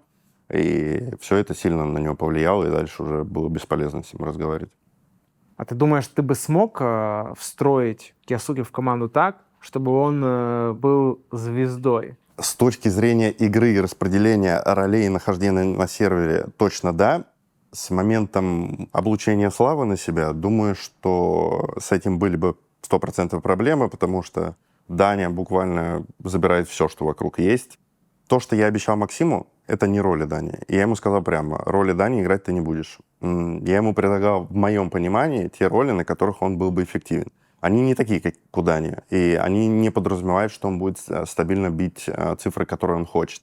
Но мой посыл был в том, что мы будем сильной командой, которая может быть конкурентной на долгие годы. Как ты думаешь, он сможет превзойти Донка? Нет. Почему? Максим, он более сейвовый, играет по шансам. Это подразумевает, что там меньше количество рисков, и в целом в такой плейстайл ты не будешь показывать овер огромные цифры. Он уже показывает 1.30, там, но я говорю сейчас о цифрах там 1.50 и выше. У тебя нет ощущения, что из-за постоянных тренировок, из-за постоянных кемпингов, турниров ты упускаешь какую-то часть детства и молодости? Нет, вообще нет, на самом деле. Что все вот это тусовочное и веселочное пройдет мимо Меня тебя? это никогда не интересовало, и я всегда понимал, что то, что я сейчас делал с 14 лет, играл в команде, в РГ, работал, это все мое вложение в будущее. У меня никогда не было рвения к чему-то шумному, каким-то тусовкам, какому-то развязанному образу жизни. Всю подростковость я всегда стремлюсь к какому-то спокойствию и гармонии, чтобы у меня не было никакого стресса в жизни, и все. И я понимаю, что то, что я сейчас делаю, у меня огромное количество стресса накапливается, да, это тяжело, да, это выматывает очень сильно. Накопление будущего каких-то финансовых аспектов или медийного капитала или чего? Медийность меня полностью не интересует, мне не нравится медийка совсем. Мне нравятся чёлые форматы, типа подкасты, интервью и так далее. Мне это нравится, но то, как все работает в медийке, мне очень не нравится. Я считаю, что влияние медийки на мою жизнь только негативное. Что не нравится? Вот какой аспект? Вторжение в личную жизнь, наверное. Не люблю чрезвычайное внимание. Плюс это просто невозможно контролировать. То есть может произойти все, что угодно. Докатилось до того, что если я где-то гуляю, и меня начинает понимать, что меня человек узнает, и он достает телефон, и я никогда не отказываю фоткаться. Но у меня началось страшное боязнь того, что меня начнут снимать и фоткать из-под тишка. Мне это просто так противно и так неприятно. А это невозможно законтролировать просто. Я считаю, что если бы я не был таким медийным, то моя жизнь была бы гораздо лучше. Я хочу спокойной жизни себе. Сейчас и в будущем. Киберспортсмену нужно быть немножко блогером в современном мире? Это очень важно. Если очень не хочется, в целом этого, наверное, какие-то киберспортсмены могут избегать, но не в Team Spirit.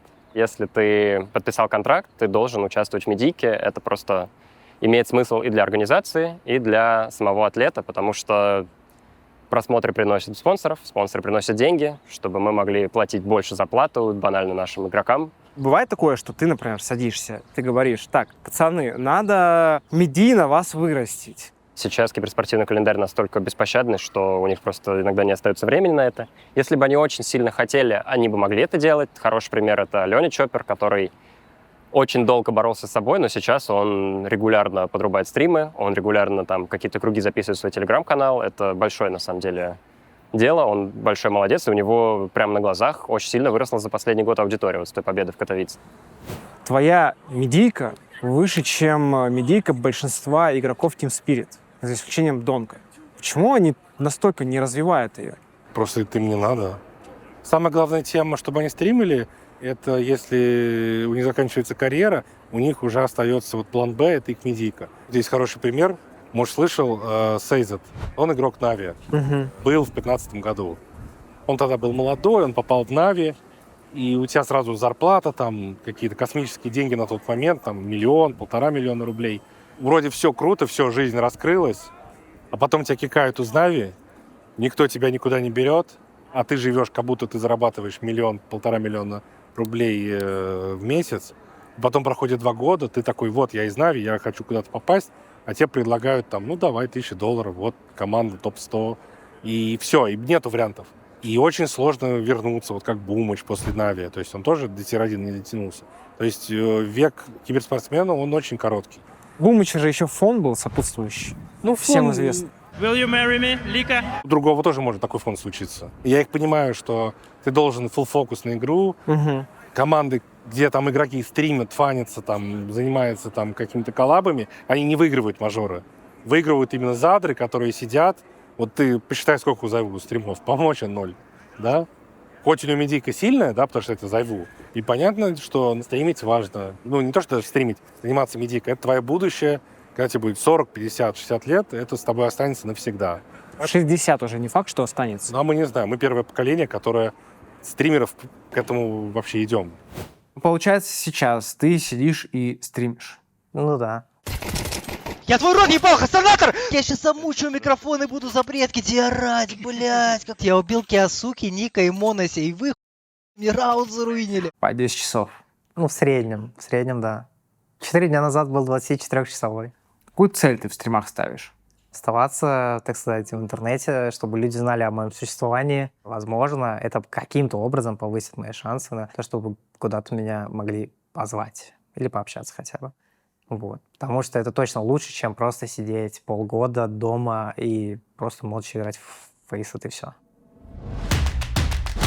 У тебя же был дорогой подарок для Эвилона. Даня Донг мне подарил свою статуэтку, которую он получил, лучший опенер за 2024 год. Я видел, что на меня довольно много людей взъелось из-за этого, хотя мне это искренне непонятно, потому что, ну, вот, насколько это уникально. У скольки людей в мире есть такая статуэтка?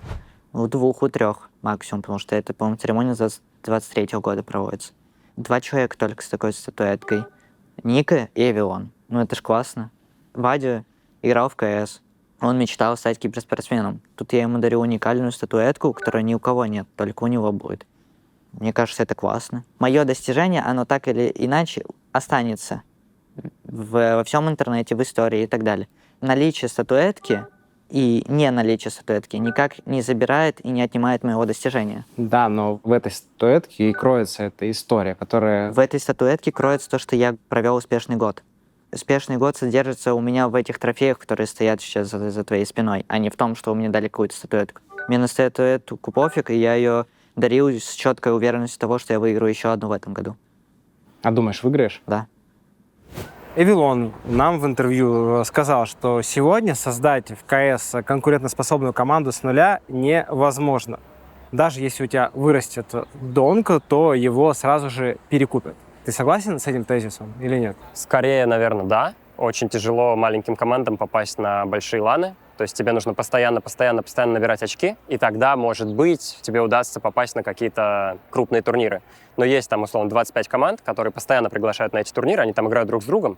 Так как они топ-команды, они набирают все время какие-то очки, а маленькие команды даже не играют с ними. Поэтому стать топ-клубом с нуля, я уверен, очень сложно.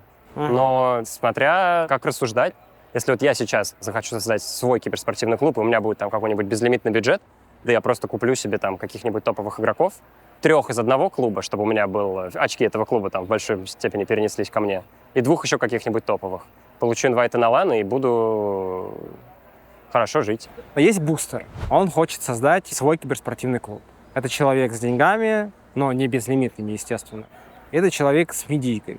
Но вот если брать результаты бустера и личное наше с ним общение, то не очень-то и получилось, как будто бы. Верно. Gun5 скорее не взлетел, чем взлетел. На самом деле в Gun5 играл Тнир, который прекрасно мажор сыграл, и сейчас очень многие команды им интересуются. В Gun5 играет Ксела, который тоже талантливый игрок. Я знаю, что многие команды туда целятся. Когда мы записывали интервью со Славой в 2024 году, он, не сказать, что супер позитивно оценивал свой опыт с командой КС. Но это очень сложно. Я не могу сделать так, что команду соберу или приведу 5 игроков в академке, и все из них выстрелят. Если хотя бы один игрок выстрелит, это уже успех. Задача была в Gun5 вначале больше не сделать сразу тир-1 команду, я это и объяснял.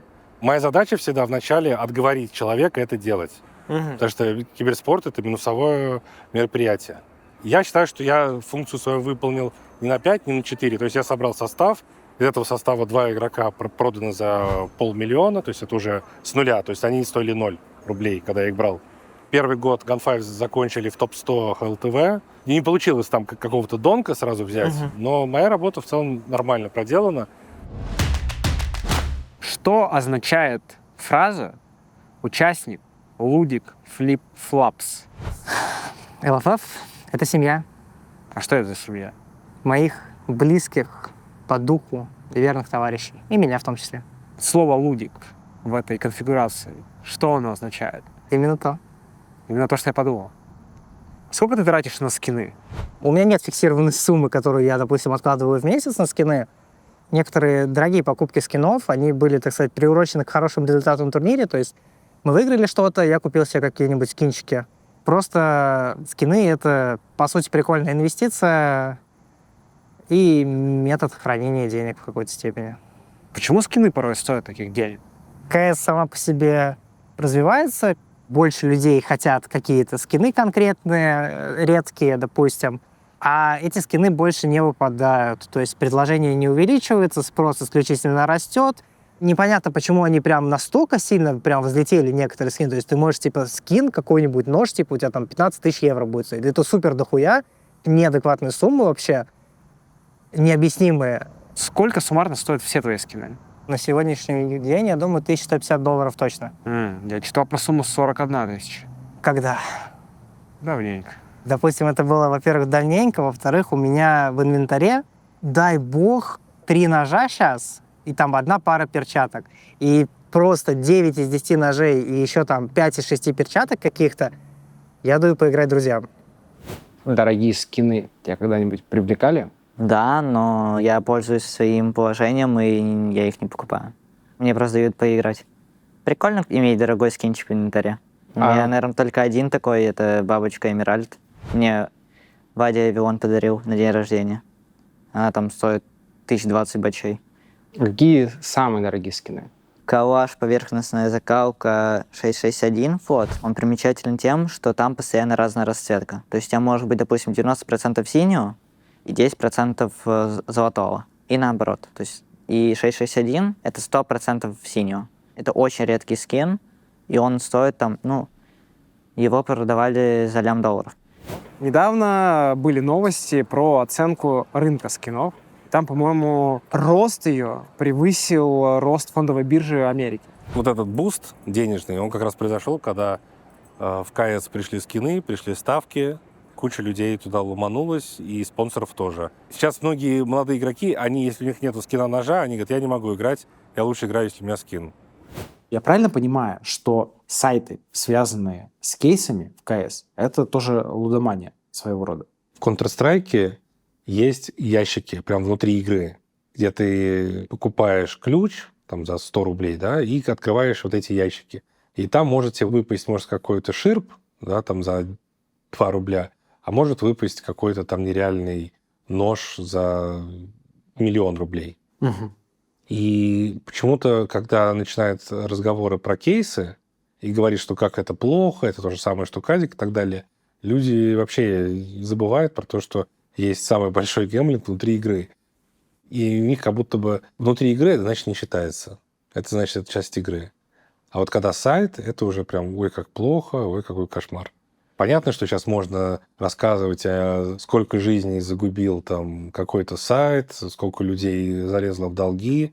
Уткин хорошо сказал в интервью, по-моему, с Собчаком, неважно, тоже стали по поводу БК говорить. Вот, вы же понимаете, что БК, сколько из-за этого семей разрушилось. Он говорит, вам нравится есть? Она говорит, да. Вот, мне тоже нравится есть. Только я не смогу себя контролировать, а вы можете.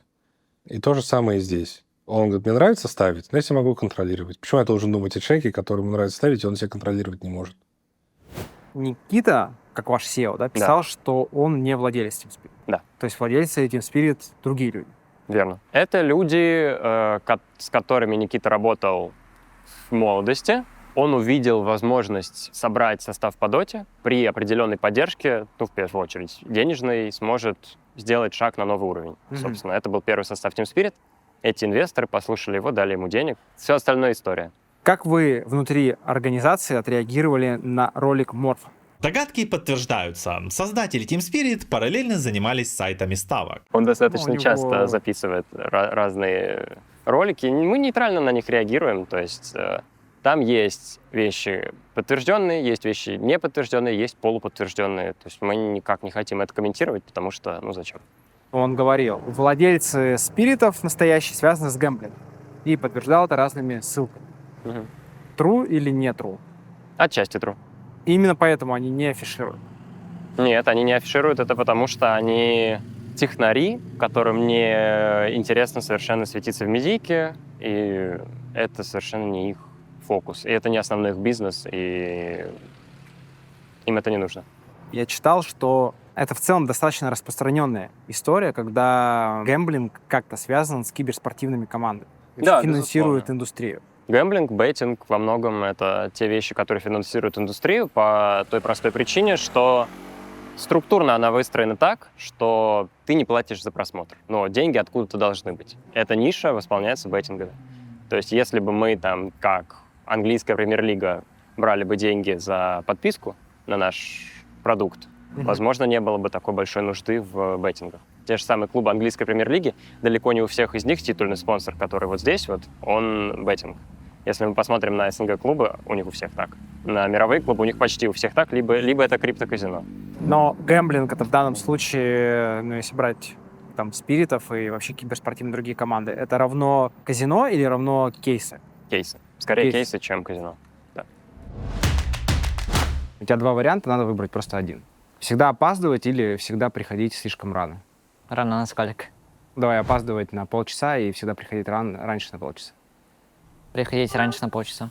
Говорить только шепотом или говорить криком? Шепотом. Почему? Не люблю дискомфорт доставлять другим людям. Никогда не досматривать аниме до конца или всегда ловить спойлеры? Всегда ловить спойлеры. А почему, кстати, всегда ловить спойлеры?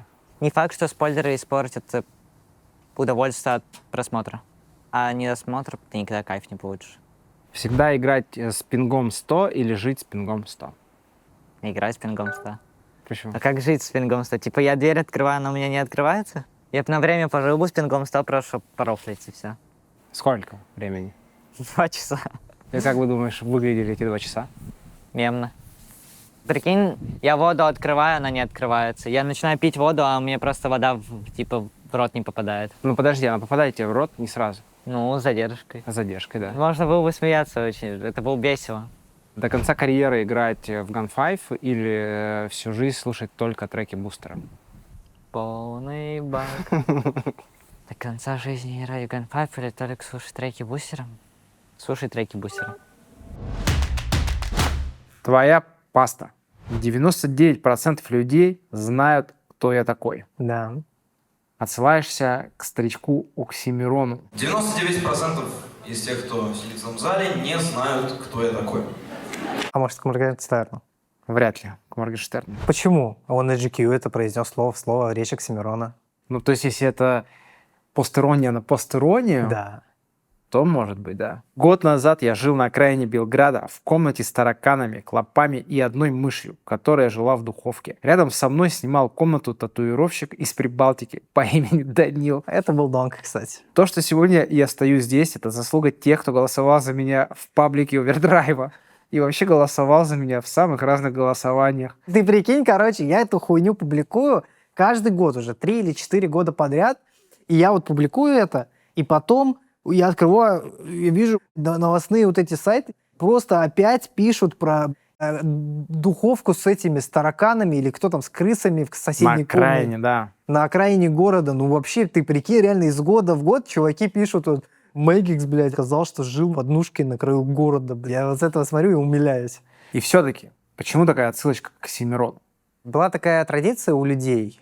Я не знаю, зачем она и какой она смысл несет, но многие Киберспортсмены из нашего региона ежегодно в конце года писали итоги года какие-то. Я, знаешь, я вот всегда смотрел и думал, ну прям реально, вот прям сидеть, усираться, писать текст с итогами года, подводить итоги. Понятно, что ты можешь подвести итоги для себя, но вот это вот писать в интернет, вот эту рассказывать, это вообще булшит.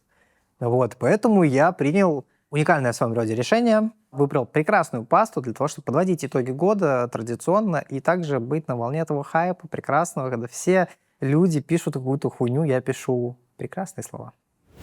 В 2024 году, когда тебя спросили, что ты слушаешь, ты назвал Friendly Tag, Lil Peep и Juice WRLD. Поменялось ли что-то? Да.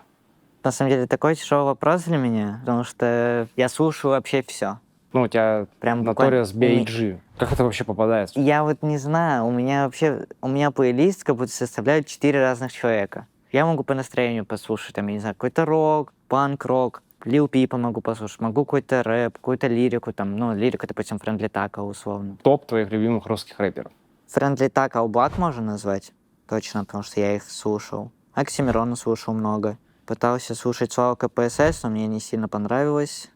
Слушал Кровосток, слушал Севентина много. Альбом «Песочный человек» у него. Когда появилось то, что там в ТикТоках, там в Форсе, там Мэд Кида. Фортуну. Фортуну, да, вот Фортуна классную музыку делает. Мне вот нравится Фортуна. SoundCloud артисты. Да. Темный принц, Королевский, XVE. То есть всякое такое. Ну, короче, подшарил за SoundCloud рэп. По большей части то, что в ТикТоке начал сидеть. Назови 3 любимых артиста последнего времени российских и 3 нелюбимых. Музыка? Музыка. Лучше про еду спрашивали, ё-моё. Я не знаю, Мэд Кид только и все. Я последний месяц слушаю только Кранберис. Последнюю неделю я слушаю Мэд Кида. Ну давай, я, может быть, буду называть тебе имена, ты будешь говорить, кайф или не кайф. Давай, называй мне 10 имен подряд, я говорю. Айсгергер. Я не знаю. Ну, не слушал ни одной песни? Нет. Хочешь поставлю? Нет. Friendly Tag. Нет. Поставить? Нет. Может быть, Платина? Ну, вообще, на самом деле, классный. Класс. Но я не слушал его с 2019 года. Давненько, надо сказать. Кизару? Я прям очень давно, прям типа супер давно какие-то песни слушал. Очень давно, мне кажется, даже раньше, даже до 18-го я в доту тогда еще поигрывал. Вайперы? Поставить, может, чуть-чуть? Включай липстик. Да не надо, нет. Не надо. Салоки? Круто. Да, Салоки круто. Скух круто. Скухк. Скук? Скухк. Это мои кенты просто. Вот, мои Я друзья. понял. Засаппортил. Да. И 1.4 еще. 1.4 буквами на русском просто. Тоже мой товарищ. Я понял. Тоже То есть не надо. Лудик. Лудик тоже, да? Да. У вас такая банда лудиков. Я не лудоман. Ты же киноман. Можно сказать так? Я инвестор. Ну да. Пойдем перемещаться к награде. Голова утки моя награда. 2025. Кёльн. Позолоченная. MVP. Да. Насколько значима для тебя эта награда? Медаль не так сильно, а кубок очень. Для меня трофей Кёльна — это трофей детства. Один из старейших трофеев в КСе. Классно было бы выиграть сразу 3 самых престижных турнира в КСе за 2 года карьеры, считай. Почему ты заплакал? Это они впервые вышли в Спирит на Кёльн. Впервые. Вы люди! Очень эмоциональная победа. У нас маленький довольно был плейбук, то есть набор каких-либо стратегий. Маленький, не стопроцентный, который там был с Борисом, допустим. Ну, это логично. Ну да, потому что мы потренировались с Ваней перед Кёльном 11 дней, на Кёльне типа 20 дней в общем в сумме. Серега говорил, наш тренер, что если мы хотя бы выйдем из группы, то это будет успешный результат для нас. И в итоге мы выиграли чемп. И соперник еще непростой. Нет, да, на соперника похуй. Я еще плохо спал на Кёльне, просто я не мог нормально поспать, я не высыпался все дни, я себя не чувствовал вообще отдохнувшим ни один день. Все, короче, простакнулось, очень много давления, можно сказать, я думаю, это подходящее слово в данном случае. После победы в Кёльне ты поднимаешь кубок. Да. И он падает на меня.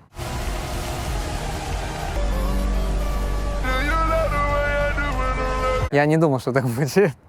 Но он настолько тяжелый. Я потом еще фоткался и просто вот так, типа, держа его. Я никуда не выкладывал, но было тяжеловато. Я слабый просто. Получается, раньше Данька подкалывали, что у него руки спагетти. They need their fucking manager to lift it for him. Let's fucking go. Mr. Spaghetti Arm is not fucking getting this trophy. I don't give a shit, boy. Теперь подкалывать будут тебя. Ну и ладно. У меня там мем, то, что меня кубок, типа, застрелил в голову, типа. У меня шишка еще была жесткая вообще, но Неприятно. нормально. Был период, когда тебя отстраняли, да, от игры? Да. А тебя, получается, дисквалифицировала организация ESIC, Да. которая следит за чистотой КС. То есть, чтобы никто не использовал читы. В 2020, да, по-моему, году некоторых тренеров обвиняли в том, что они используют радар. Не радар. Летали по камере, либо летали висли по камере, на определенном моменте, где могли давать информацию. И в случае других тренеров один летал, вот так все показывал, один висел на камере влево-вправо, показывал. Кто-то это делал гораздо больше. Первых двух, которых я сейчас назвал, то есть и я, который 5 секунд повисел, квит написал, перезашел на сервер. У нас наказание было одинаковое. И бразильца разбанили раньше, чем меня, писмейкера, по-моему. И это был баг в игре, который позволял это делать. Да. Тебе предложили сделку. Либо ты признаешь вину, и тогда тебе... Скостят на полгода срок. На полгода. У тебя вот идет дисквалификация, Да. правильно? Организация предоставила мне адвоката, через которого по итогу меня разбанили раньше, чем год. По-моему, через 7-8 месяцев. Причем забавно было, что на повестке турнира мы не знаем мой статус, ESIC его не говорит. И за 2 дня до турнира они им пишут: так он же давно разбанен, как месяц назад. Ты вообще сложно переживал вот этот период в мае 2022-го? Первый день немножко попарился, но когда я увидел поддержку организации комьюнити в том, что это необоснованно, довольно подло, что это произошло за 3 дня до мейджора. А этот баг висел год, и они об этом не говорили. Они специально тянули время, в моем понимании. Если, допустим, Spirit и Хали там что-то покажет, выйдет на какой-то крупный турнир, то мы это сделаем, и для них это будет резонансно. Вот мы и ESIC сделали полезное дело для сообщества, забанили человека, который носил деструктив дисциплин. На том мажоре команда же дошла до полуфинала. Да. Не было мысли, что если бы ты поехал, могли бы выиграть? Иногда для коллективов важно какой-то общий момент, напротив которого нужно сплотиться. И тогда это был как раз-таки момент с моим баном.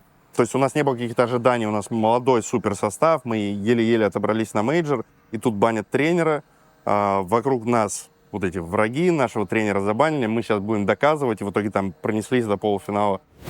Не могу не спросить о другом резонансном случае, который сейчас обсуждается. Это Макази в Нави, которого хейтят за то, что у него когда-то были тиммейты, которые используют. Я полностью знаю, да. Занимательно, что я вчера играл против чувака, которого забанили за читерство с ним в команде. Так. Его разбанили неделю назад. Я пался с ним на фейсите. Ага. Я выиграл его 13-5. Как ты думаешь, вообще стоит ли давать шансы игрокам с такой репутацией? В идеальном мире я бы сказал, что нет. Но если делить на черное и белое, то игра с читерами — это грех. Это бан сразу же должен быть, да, по логике. Но если задумываться, ему было мало лет. Он просто играл, условно, со своими друзьями. Очевидно, что он, скорее всего, осознавал то, что с ним что-то нечистое происходит, что с ним играют читак. В идеале стоило просто отринуться, сжечь все мосты с этим чувом. Он продолжил играть с ним, и когда уже чела забанили, он перестал с ним контактировать, потому что, очевидно, забанили. Очевидно, что он не играл с читами. Вот в случае Маказы они не давали челам заработать очки. Они забрали шанс у команды. Да. И они должны были понести наказание. По крайней мере, все, кто были причастны. Может, Маказы не играл с щитом, но окей, братан, напиши тогда, что ты полностью раскаиваешься, ты был мелким идиотом, повелся на доверие к друзьям, но, хоть что-то. А так он вышел полностью сухим из воды, для меня это странно. В команде Нави там есть, не в основе, в юниорском составе тоже есть, люди с мутной, репутацией и все. Большинство сцены, то, что ниже топ-40, буквально каждой второй команде, игрокам, либо всей команде предлагают подставные матчи. Это паразиты киберспорта. Когда я работал в Испаде, нам тоже предлагали. Причем предлагали больше, чем призовой за первое место. Условно, за первое место там $10 000 было, а предлагали больше, чтобы слили матч. Потому что они там прогружают огромные суммы. И в действительности это есть и радары, и подставные матчи, когда игроки сливают. И самое печальное, что есть 15-16-летние перспективные ребята, у которых хорошие данные, но в моменте они попали под влияние своего окружения, либо просто кому-то нужно там бытовые вещи, нужды закрыть, и они из-за каких-то 500 тысяч долларов соглашаются на такую историю, которая по итогу руинит им карьеру. Допустим, 2 или 3 человек покупают, чтобы они сливали матч. Стреляли по ногам, там, но это зачастую настолько нелепо выглядит. Это видно, но ты не можешь это доказать. Какие еще есть проблемы у индустрии? Есть проблема, что Counter-Strike популярен, крайне популярен в Европе, но не так популярен, как мог бы быть в других регионах. Некоторые азиатские страны, Монголия, супер. Но так ли он популярен в Китае, как мог бы быть? Нет. Популярен ли он в Корее, которая вообще-то мекка киберспорта? Вообще нет. Штаты нет. Ну, там объективная причина, что Valorant забрал очень большое количество игроков. Но это тоже проблема. Значит, у Valorant был лучший маркетинг. Значит, Counter-Strike не смог в какой-то момент конкурировать. Получается, Valve многое не делает, чтобы индустрия развивалась. Valve считает, что индустрия должна развиваться органично и естественно, с минимальным вложением сил от Valve самих.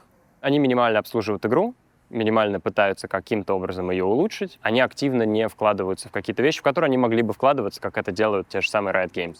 И я знаю там из каких-то кулуарных разговоров там на автопати и так далее, что они просто, например, говорят, типа, we are not an events company, или we are not a production company. И то есть, почему мы должны снимать True Sight, мы не продакшн. Почему мы должны делать International сами, мы не ивент-агентство. Их можно понять, но их сложно простить, потому что они это делали, они показали, как классно они могут это делать, и перестали. Дело в том, что Valve — это организация, которой принадлежит не просто Counter-Strike или Dota, ей принадлежит Steam, а это самый крупный маркетплейс игр и хаб для общения и всего-всего-всего вокруг игр. И они получают со Steam столько денег, что огромные доходы с Counter-Strike, там, с кейсов и так далее, это просто капля в море для них. Я читал интервью какого-то экзека из Blizzard, и он сказал, что одна какая-то шмотка, которую они однажды выпустили в Warcraft'е, принесла им больше денег, чем там какое-то целое дополнение, которое они выпустили в какой-то игре. Ну, то есть, условно, там, Counter-Strike, наверное, это там, может быть, 0,5% их какого-то там дохода. Время для конкурса. Для кого-то это самая любимая рубрика в наших выпусках. Ребята собрали какой-то ультракрутой игровой компьютер. Вот здесь появляются его фотографии и появляются характеристики. Я, честно говоря, ничего не понимаю в этих характеристиках. Ты, наверное, лучше можешь это объяснить. Хороший компьютер. У нас плюс-минус. У каждого в коллективе такой же. Хорошо потянет все игрушки. Все будет хорошо. Можете довериться. Вы выбираете какие-то любимые фрагменты из этого выпуска, вырезаете их и делаете креативные видосики, которые загружаете в шортс, в рилсы, в ТикТоке. Главное, не забудьте подписать хэштег TeamSpirit. Вписка.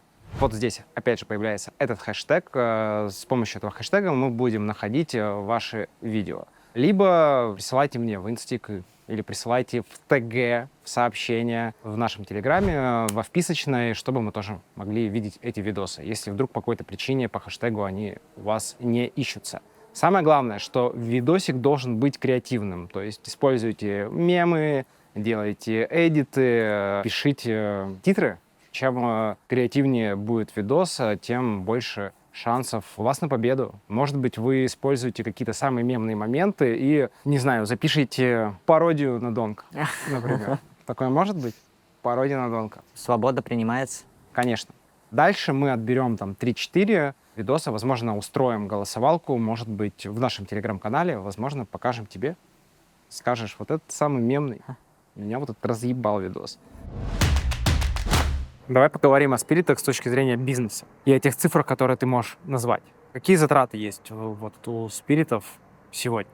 Огромное количество затрат — это операционные расходы, это поддержание цифровой инфраструктуры, то есть это компы, это буткемпы, это перелеты. Мы сейчас находимся на этапе строительства нашей базы, собственно говоря, что тоже ест, безусловно, очень много денег. Так, а что из себя база представляет? Сразу расскажи. Мы хотим построить свой буткемп новый. Это будет в Белграде, или около Белграда. Мы уже выкупили землю, и, собственно говоря, этот проект очень амбициозный. Мы готовы инвестировать в него много денег. А много это сколько? Я думаю, что несколько миллионов долларов. Также, естественно, основная, самая большая статья расходов — это зарплаты игроков, зарплаты менеджмента. Также у нас есть, так сказать, расходы, которые не видит комьюнити никаким образом. Например, мы там для поиска талантов разрабатываем свое программное обеспечение, благодаря которому мы можем в том числе составлять какие-то шорт-листы, чтобы наши менеджеры уже отсматривали не там всех доступных игроков, а по определенным критериям. Сейчас оборот Spirit больше $10 миллионов в год. Спонсорские контракты, трансферы и все остальное покрывают эти расходы или нет? Это зависит от года к году. Есть годы, когда мы выходим в плюс, есть годы, когда это не получается делать. Это связано с несколькими вещами, ну, в том числе с байаутами игроков. Буквально 10 лет назад вы играли максимум за $1000. Да. Сегодня с тобой мы обсуждаем клубы, академии, трансферы стоимостью в миллионы долларов. И это буквально за 10 лет. Что может произойти через 10 лет? Мне страшно представить. Потому что мы на стадионе в Остине, и тут тысячи людей наблюдают за тем, как две команды по 5 человек играют в компьютерную игру. Нет, кто-то говорит, что все идет в мобильные игры. Потому что новое поколение растет в телефонах. Уже как бы вот эти stationary компьютеры, это уже типа прошлый век. Кто-то говорит, что вот киберспорт, он вообще в другую сторону пойдет. Кто-то говорит, что наоборот, все это также будет развиваться, просто новая версия Counter-Strike. У меня вообще была идея сделать так, чтобы Counter-Strike совместить с какими-нибудь чипами, которые прикреплены к телу. И насколько ты физически хорош, настолько у тебя персонаж бегает, настолько точно стреляет, чтобы была немножко такая корреляция со спортом. Киберспорт через какой-то период превзойдет по популярности реальный спорт? Он может догнать. Я не думаю, что можно превзойти футбол по популярности в ближайшие там 100 лет, но добраться по просмотрам, по зрительскому интересу к каким-то не тир-1 спортивным дисциплинам, безусловно, возможно. Интересный пример. Астралис в 2018 году, датская организация, продали больше футболок, чем самый популярный футбольный клуб в Дании. Это такой прям очень явный показатель, как киберспорт может уже конкурировать. Подобраться к хоккею, к гольфу, к теннису, может быть, даже к формуле. Кто знает, может быть, да. Я верю, что это возможно. Давай придумаем для уже бывших твоих тиммейтов профессию. Если бы не киберспорт, чем бы занимался Шира? Ну, я думаю, можно его запрячь каким-нибудь криптоинвестором. Криптой бы занимался? Да. Вот Забавы ради. Чем бы занимался Леня? Леня откроет свой рестик, и я там буду одним из работников. Шефом? Нет. Су-шефом? А я думаю, он будет банщиком. Тоже хороший Парильщик. вариант. Да, тоже хороший вариант. Мне Но... вот почему-то представляется, что парильщики именно такие, как Леня. Ну или Леня может стать хорошим водителем фуры какой-нибудь. Чем бы занимался Зонтикс? Спортом. Чем бы занимался Серега? В покер бы играл. Чем бы занимался Донг? Донг стал бы SoundCloud рэпером. SoundCloud рэпером? Почему? Я не знаю, это же охуенно. Ты прикинь, какая это просто вот... Донг просто ебашит просто музло, как Мэткит. Мне кажется, это просто такой бред, что даже смешно. Смешно, да. Чем бы занимался Киосуки? Стал бы лучшим киберспортсменом. Независимо, то есть ничем бы не занимался. Даже если бы не киберспорт, он бы стал лучшим. Ну, чем бы занимался Magix Man? Спился бы. Ты же не любишь алкоголь? Да, я не люблю, но если бы я в период моей юности оказался бы в компании, любящей выпивать, и остался бы там на продолжительное время, я думаю, я бы любил выпивать, наверное. Это же удача. Можно сказать, что для киберспорта ты уже ветеран? Да, конечно. Особенно для СНГ у нас люди немножко играют не так долго. То есть, если посмотреть старые еще 1.6, там Адрен, Зевс, Эдвард, они реально долго играли. Но вот новое поколение CSGO, которые люди начинали со мной, уже мало кого вообще осталось. А сам ты себя внутренне взрослым ощущаешь? Знаешь, если какой-то там тиль жизни и прочее, да, конечно. Но в общем целом, наверное, нет, потому что я также прихожу, мне также интересно посидеть, поиграть в ДМ, посидеть с пацанами, поболтать и нести еще большую херню, чем они в ТСе. Какую-то прям чушь нести постоянно. Как ты думаешь, до скольки лет ты будешь в киберспорте? Можно и как Керриган 35 играть, знаешь. То есть вообще спокойно. Просто главное, чтобы ты был всегда в форме и не делал хуже для тех, с кем играешь. А играю сейчас с такими звездами, которые, знаешь, типа, очень стрёмно их подводить. Если будет тот момент, когда я начинаю прям уже делать хуже для них, то, скорее всего, я не буду играть уже, а просто пойду там заниматься медиа, каким-то стримы и прочее, а может, тренерство. Что бы ты выбрал? Продолжить карьеру про-игрока или стать ведущим киберспортивной версии «Вписки»? Вау, прикольно, слушай, кстати. Кто был бы героем первых 3 выпусков? Киосуке. Героем. Но Киосуке — это первый выпуск. Я смогу его призвать. Киосуке, Ятора, Донг. И Донг. Мы сначала по звездам пройдемся, чтобы стать самыми хайповыми. Как ты думаешь, что будет с тобой через 5 лет? Ты будешь еще в киберспорте действующим игроком? Надеюсь, нет. Что будет через 5 лет с Донком? Я думаю, все будет хорошо. То есть через 5 лет ты все еще один из ведущих игроков? По-любому, я уверен в этом. Топ-звезда. Да. Что будет через 5 лет с Киосуки? Надеюсь, что тоже будет ведущим игроком. Что будет через 5 лет с Team Spirit? Я думаю, они найдут еще одного малыша, который невероятен в игре, и это будет круто. Я думаю, не все будет хорошо. Как ты думаешь, до скольки лет в КС можно быть тренером? Я думаю, нет потолка. Ты можешь быть уже каким-то взрослым, прям взрослым дядькой, 50-летним, например. А я думаю, что до этого сейчас дойдет, учитывая, как растет индустрия, спонсорские контракты и так далее. Допустим, если человек там в 40 не хочет уходить в медийку, это аналитика, блогерство, то он может продолжать тренировать, потому что у него будут хорошие условия, и он сможет обеспечить свою семью. То есть все будет происходить так же, как и в футболе? Мне кажется, да. Представляешь, какой-нибудь человек вроде Семина, которому 70, тренирует... Юрий Павлович, я думаю, что смог бы. И кричит «Сука!»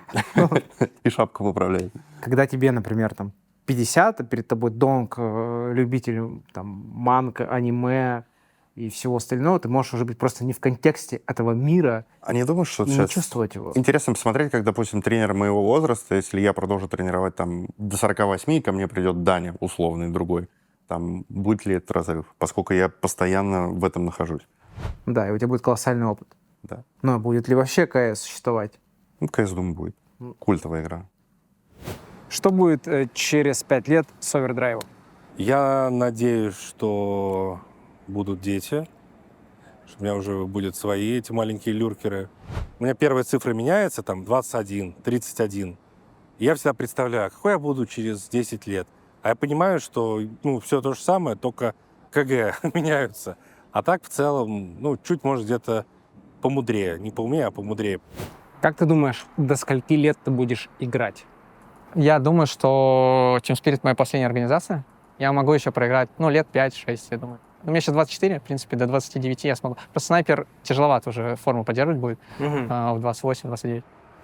Давай я буду называть игрока, а ты будешь говорить, над чем ему стоит поработать, чтобы быть вот идеально ментальным роботом. Леня. Верить в себя и не сомневаться в своей компетенции. И второй момент — брать на себя больше ответственности. Дима. Диме тоже, как ни странно, я бы сказал, первое — это верить в себя, верить в то, что он один из лучших игроков вообще в мире. Понятно, что Боря уже ушел, но тем не менее. Боря.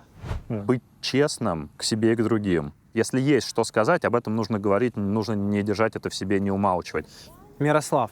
Мирику, наверное, я бы посоветовал быть чуть более критичным к той информации, которая ему доступна.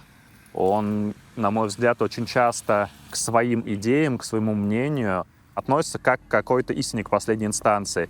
И часто он недостаточно гибок в этом плане. Он не может просто, на мой взгляд, оспорить то, во что он искренне верит. И это, мне кажется, немножко его тормозит. Ну и Донг. Что ты можешь сказать лучшему игроку в мире, над чем он мог бы поработать? Но все-таки одному из лучших. Понятно, что по трофеям он пока еще не догнал там Зайву и так далее, но вот что я ему могу пожелать: догнать и перегнать вот этих пацанов. И я на самом деле очень надеюсь, что он действительно не начнет никогда как-то сомневаться в себе, не будет думать о том, что кто-то может быть сильнее, там, типа того же Макса, да, Киосуки, потому что этот парень тоже там очень классные вещи показывает. Но опять интересно будет их противостояние?